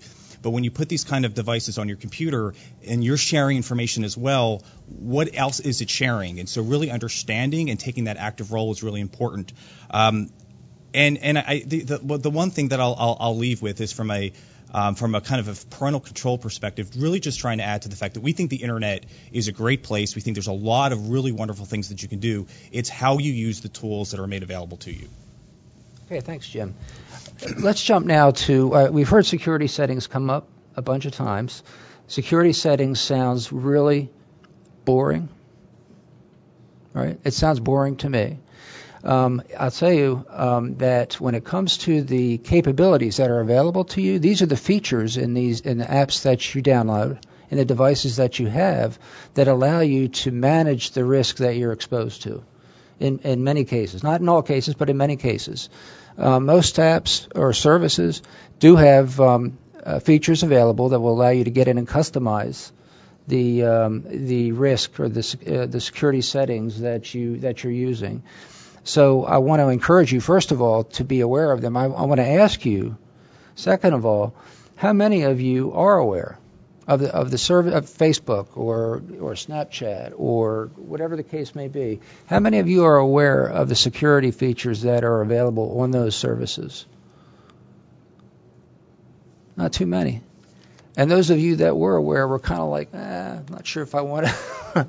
So it's what I want to ask the panel is this is a high target. I'm aiming very high right now. Is there any way to make the presentation and the establishment of security features in applications and devices fun, or at best easy and seamless? Anybody want to start? I'll start by saying I think one of the reasons why we think of security as something that's boring and our eyes sort of glaze over when we hear about it is that we have a little bit of a language problem in talking about the difference between security and safety and privacy. So a couple of the topics that we've hit on today is, well, Facebook's privacy policy has changed, or the way that I hide information from this group of people but show it to that group of people has changed a little bit. And then we add in the dimension of, and also there's bad guys out there who, when I'm at an internet cafe with an open Wi-Fi network, might be trying to get my stuff. And we have a little bit of a language issue in talking about that, so I think it can get a little bit confusing. Like, if I say security is different from safety is different from privacy, does that make sense to all of you? It does a little bit, I think, probably because you've been listening to us talk about it for a couple hours. But I think a teenager who like an ordinary teenager who hasn't had the benefit of sitting here listening to all these great people talk about these issues might get a little bit confused and might get a little bit have a little bit of misunderstanding about what the difference between those things are. So there's ways to protect yourself from yourself. Right? And that's the think before you post. That's making the good decisions. Mm-hmm. There's ways to protect yourself from the bad guys, the people who are trying to do nefarious stuff, who are trying to get into your account to get information. And I think that's where security comes in. It is a little bit less fun. There are a little bit fewer tools that you can use. But I think that all of the companies represented here have done a really good job of letting people know where those settings are, where they live on their site. Again, for Facebook, it's facebook.com/settings, where you can find those security settings. It's a little boring to talk about, but it's actually where some of the coolest technology stuff is. So are any of you interested in sort of engineering and science and those sorts of topics? A couple of hands. So that's really where a lot of the innovation is happening right now. So, for example, every time I travel a lot for work, and every time I use a new browser, say I'm using a hotel computer to print out a plane ticket before I have to come back home, and I log into Facebook while I'm there. Well, Facebook will recognize that I'm using a browser, I'm using a computer that I've never used before. So instead of just letting me into my Facebook account, Facebook sends me a text message to my phone, right? That's a separate thing that I have that's different from this computer session. And it says, hey, Brooke, we know you're likely to have your phone on you. So are you sure that this is a session you want to start? Is this really you? Is this not some bad guy trying to log into your account? Right? That kind of technology is actually the most interesting, the most innovative, and sort of the most complicated on the engineering side. But it is less interesting. It's less fun to talk about. But for those of you who are interested in it, I think security is one of the more interesting parts of technology that's going on, besides from the consumer-facing stuff that you actually get to see. Thanks, Brooke. I think, Caroline, you wanted to say something. Oh, yeah. I'm not sure that we can make it fun. But I do think it is fun to feel as though you're in control of your online experience. So I think the end result adds to our fun online. What we're trying to do at Microsoft, one of the things that we're trying to do after talking to our users is arrive at more intelligent defaults when it comes to privacy and when it comes to security, because we know that most people, even if they are aware of the controls, don't want to take the time to use them. So we try to make some educated decisions on smart defaults, whether it's a child account or a teen account or an adult account. But that depends on whether the parent or the caregiver is actually setting up the experience. And so I'm just a little bit curious, for those of you that do have Xboxes, how many have an Xbox in your home, or a Nintendo or Sony PlayStation? Wow, okay. So how many of you all actually set up the Xbox or the other gaming platform, and how many of you had a parent do it? So parents doing it, you all doing it. Okay, so that's what I thought. So if you all are doing it, then really the onus falls on you to be responsible and to look at what the controls are. And that's a little bit of the challenge that we grapple with, because we try to communicate to our users that there are these great controls out there, but if you all are the ones actually setting up the accounts, then it is your experience. But the good news is there are lots of tools out there. There are lots of ways to make the experience a great one. And I know we've talked a lot about social networking sites. I just wanted to mention one in particular that I think is doing a really great job, and that's LinkedIn. And you might say, well, you know, I'm a teenager, why would I use LinkedIn? But they are about to, if they haven't already in the last few days, they're about to open up a service for 14 to 18-year-olds, because, you know, just like I have a career and we all have careers, you all have careers too. And I mean, your career is thinking about what you want to do for the rest of your lives, which is a pretty exciting career. And so you're already probably starting to think about, you know, what you want to do after high school, what college you might want to go to, what job you might want to have. And as you think about those decisions, it's helpful to talk to people who have already gone through, been to a college or at a college. And LinkedIn is creating this service in a way that's very thoughtful with respect to the privacy defaults for 14 to 17-year-olds. So I just point to that as one social networking site among many, Facebook, Twitter, and others that are doing a really responsible job as you're thinking about the next step after high school. I think there I think Brooke's right. Privacy and security are, two sides of the same coin. And we can tend to make it sound not interesting. But we actually this year at Google launched a program called the Good to Know Roadshow, where we take all the information we have about privacy, security, all our settings, our tools, everything that we try to educate and equip you with. We tell you about how we fight bad guys and protect you with encryption and fighting malware. So we took all that nutritious stuff and we tried to make it delicious for middle schoolers. We're starting with middle schoolers. And so we're starting with this roadshow. We worked with the principals and are going around across the country to all these schools and really taking this these which can be kind of in the weeds topics and making it really fun. We send Googlers, we even make them dance to Gangnam Style to point out how that's actually the most viewed video in YouTube history. So that's like a great example of a forwarded post going viral and that being a good thing, and then talking about maybe there's some good things that posts that you make that can be forwarded and go viral that aren't so good. So we do try to make it fun and interesting, and encourage you to check that out. It's on our website, google.com/goodtoknow. But we also, I'd like to say, like Brooke, I also travel around the country and talk to people, and, I think all of us here care very much about what more we can do to reach teens and make this something that people pay attention to, because it's kind of like a seatbelt for the internet, right? A driver's ed for the internet. You need to kind of go through this stuff in order to get on the road and make sure you have a great experience. So give us feedback. We really like to hear, ways about how, best to reach you, what you think's working, what's not working. So please, at Google we say if you focus on the user, all else will follow. So please let me know how we can focus on you. Can I add a quick comment on that? Sure. So I, agreeing with many of those points, one of the things that I think if you were to ask that same question to a room full of non-teens, you would see a similar answer. And what we see at Comcast is that when it comes to security, safety, and privacy, these are just concepts that no matter what the age group, there's a kind of they're behind often where they need to be in terms of taking the right settings.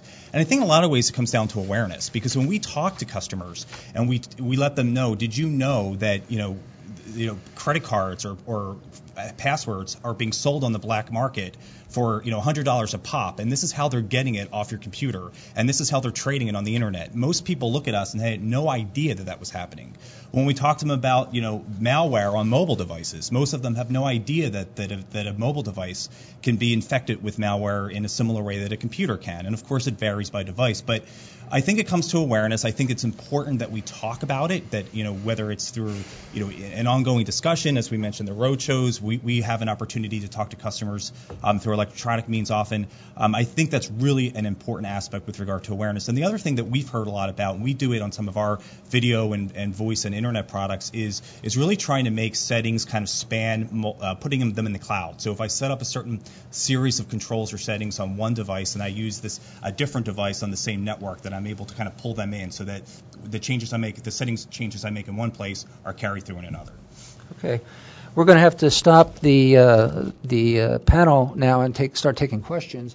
First, I want to thank everybody for spending time with us on the panel today. Now, Roger, do you want to take them? First question somebody asked me, but he thought that better if I ask. It's actually a very good question. He thought it might be controversial, but this is good. He said it's good for everything for students and consumers to know about all of this, but shouldn't there be some corporate responsibility on the corporation side as far as selling the information, selling it to the ad, selling mailing lists, selling all of this? Shouldn't they, they're young, they're idealistic. Shouldn't they believe whatever site they're using or whatever company they're dealing with is going to be trustworthy to them? I'm kind of paraphrasing, but that was basically his question. Anybody want to touch that? Somebody's got to want that. I'll take a stab at it, but I just think it's what we heard earlier in the morning and even on this panel, which is that the online world is very similar to the offline world, and just because you want what you see to be what you get, it's not always that way. And if something seems too good to be true, it probably is. And so, you all are really smart, you're savvy, and the instincts that you use in the offline world, just use them in the online world. Somebody I was talking to about kind of the way information is gathered online asked me a question which I thought it's always stayed with me, so I'll just ask you all that question, which is, okay, when water lands, what can happen to water when it lands? It can evaporate, right? It can be absorbed. Could go into a body of water, right? But when you put a piece of information on the internet, what happens to it? Right? And so even if it just seems benign and it just seems like a little bit, that bucket can get bigger and bigger. And so it's not to make it seem scary, it's just to raise awareness. And, and then we've talked a lot about future employers and college applications and all of that, but also think about your future children one day, your future in-laws one day. They could potentially see those things as well. And so it's just using really good common sense. The other thing that I think is interesting is that I think that there's this assumption, this myth, that just because teenagers love social networking sites, that you all don't care about your privacy. Because if you cared about your privacy, why would you go put a lot of stuff online? But I think that that's not true at all. I think you all do care an awful lot about your privacy. You might just think about it in different ways than older people do. Yeah, I think Carolyn's actually spot on about that, the way that you actually care about your privacy.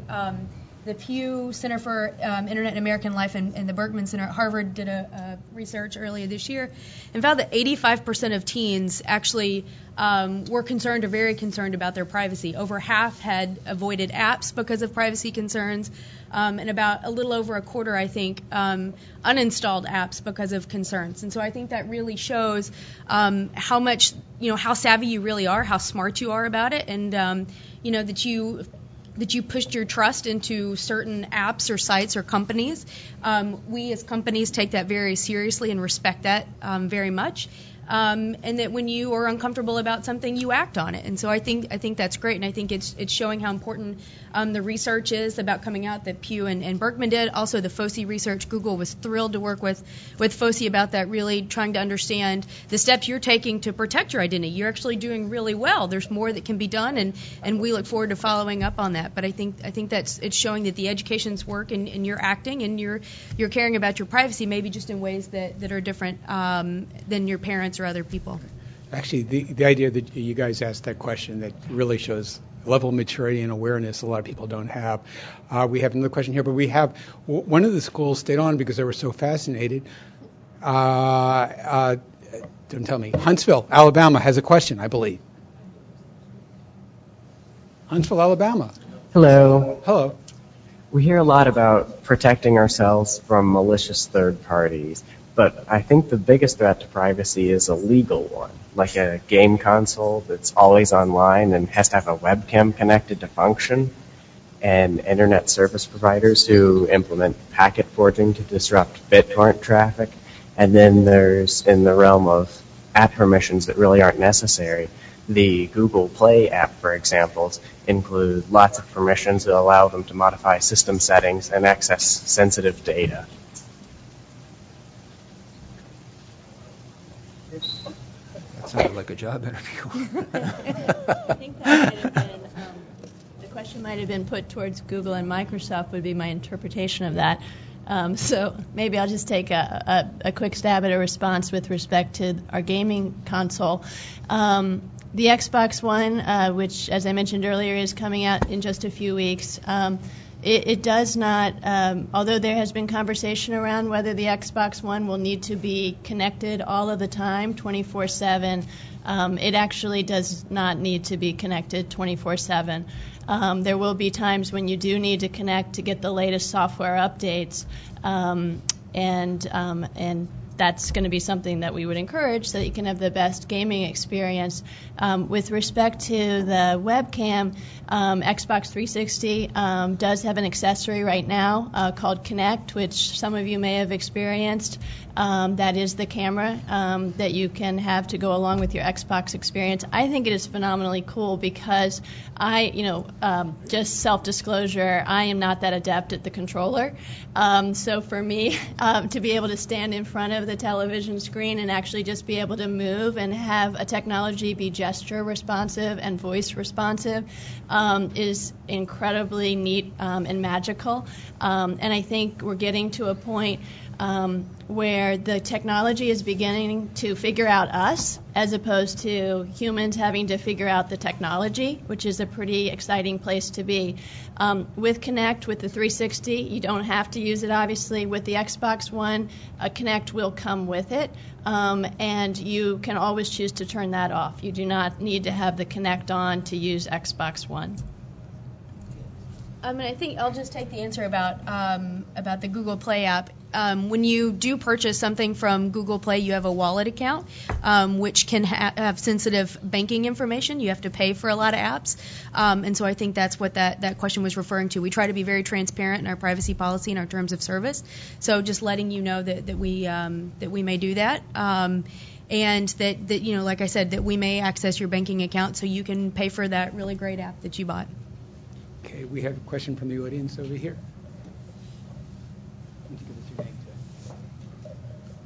Hello, my name is Kyrie Beckett from Oxon Hill High School. I wanted to state that the first question presented to the panel was not fully comprehended by many of my peers.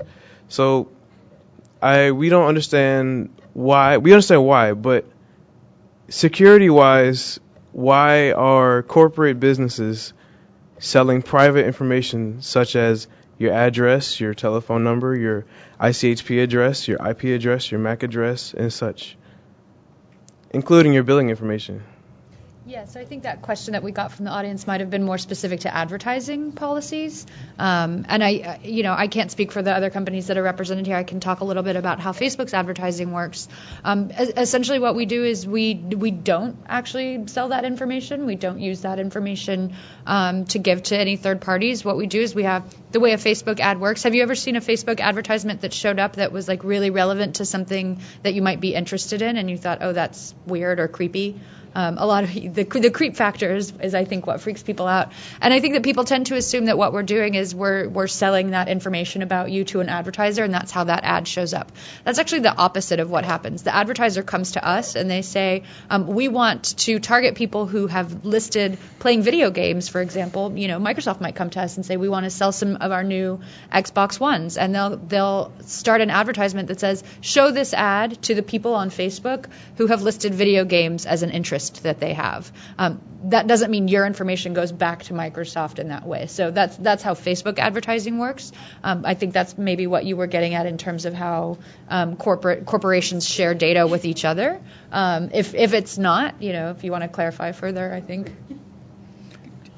Basically, what I mean is your private, your basic, your home, your whole home is sold. Your network is given away. You have no way of defending yourself from, I don't know, let's say you use a website that you've never used before on your phone, right?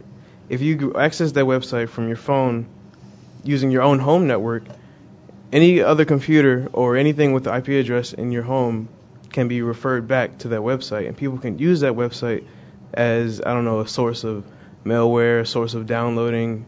For example, one person uses Pirate Bay, right? And Pirate Bay, as you know, is a place you download torrents. That torrent can come back as a seeder, which means it's clean. But if another place, if someone completely irrelevant, say, wants to do something bad, they will go back on Pirate Bay, buy your information that you downloaded from, and turn that seeder into a leecher in less than 30 seconds. It can happen instantly. I've had it happen to me about twice. It was nothing. I got it clean. I get my stuff done. But I just didn't understand. Like, for example, none of you have probably done anything close to that, but So right off the bat, Pirate Bay is right there in the title. Yeah. Right? They're not doing good stuff necessarily, as evidenced by the name of their company. And I would say that the business practices of companies that aren't reflected on this panel probably is not something that we can speak to directly. But the word pirate's right there in the title. I can jump in on sort of the broader question, because I think you hit on a good point on the setup of, and not necessarily companies at this table, but just in general, companies that might sell personal information, whether it's an address or other personal information, and those companies certainly exist, and I think that's why privacy policies are important. So, has anybody ever tried to look at a privacy policy on purpose? I've actually looked at one. I looked at one. You looked Recently, at one. It's good. The privacy update that came out for Netflix in the last month, deep down, I don't remember which article, which section, but it had allowed them to sell their info, which I understand that's legit, but most people have never even sat there and read that.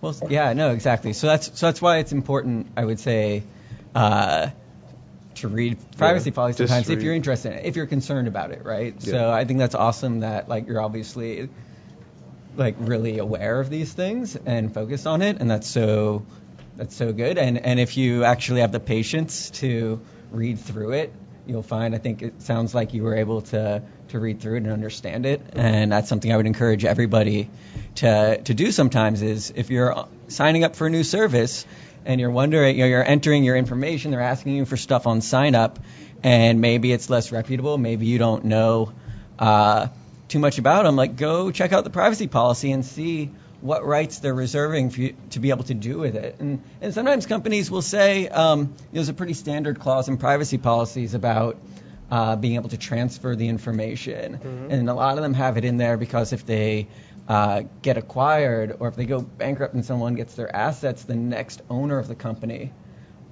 has to inherit the user information, right? So a lot of things in there are things that companies need in order to function. But other things like IP address, you mentioned a lot. The way IP addresses work, so IP addresses are kind of like your phone number, but for your computer. It's kind of the simplest kind of oversimplification I can make of an IP address. And so you don't necessarily, the person who's communicating with you needs to know it, right? It's like caller ID. They know who they're talking to so that they're able to send you their packets back. Yeah. But the end company doesn't necessarily know who you are, your billing information. So if you're a Comcast subscriber and you're using a Comcast cable modem and you're talking to Snapchat with it, we know that you're a Comcast customer based on your IP address, and we might know kind of your geographic region. But unless we talk to Comcast, we're not going to know. And Comcast, I'm betting, isn't going to tell us unless we have some legal process. Lots of legal process. Yeah, so your IP address can potentially be used to identify you with proper legal process. But you would want to look at Comcast's privacy policy to know that for sure. And I guarantee you that if you looked, it would say, some of those terms about what circumstances they're able to disclose the information that they have about you. And I think I'm confident all of us do that in our privacy policy. So that's, I think, hopefully that's...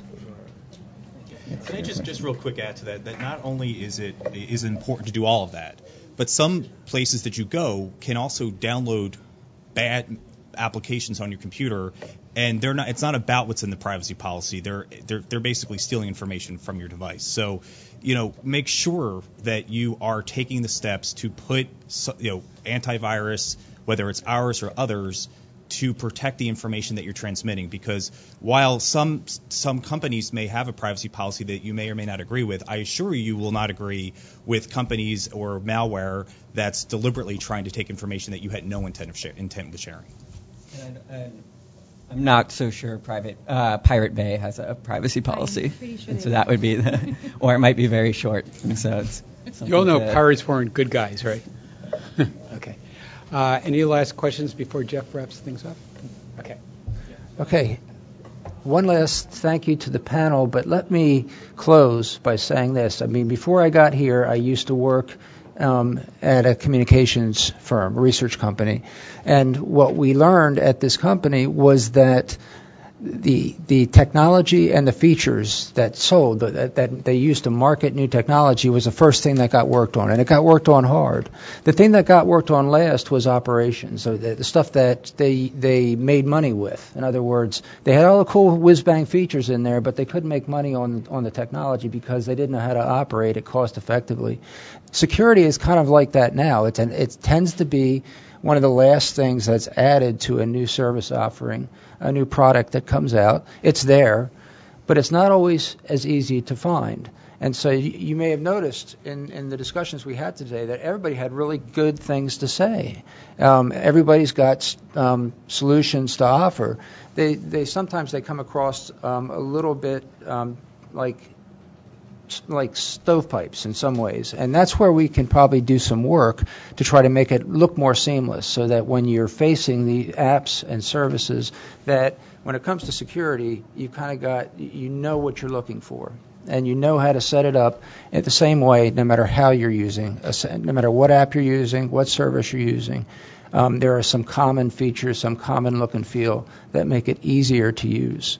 So I'll end with that as one of the things that I learned today.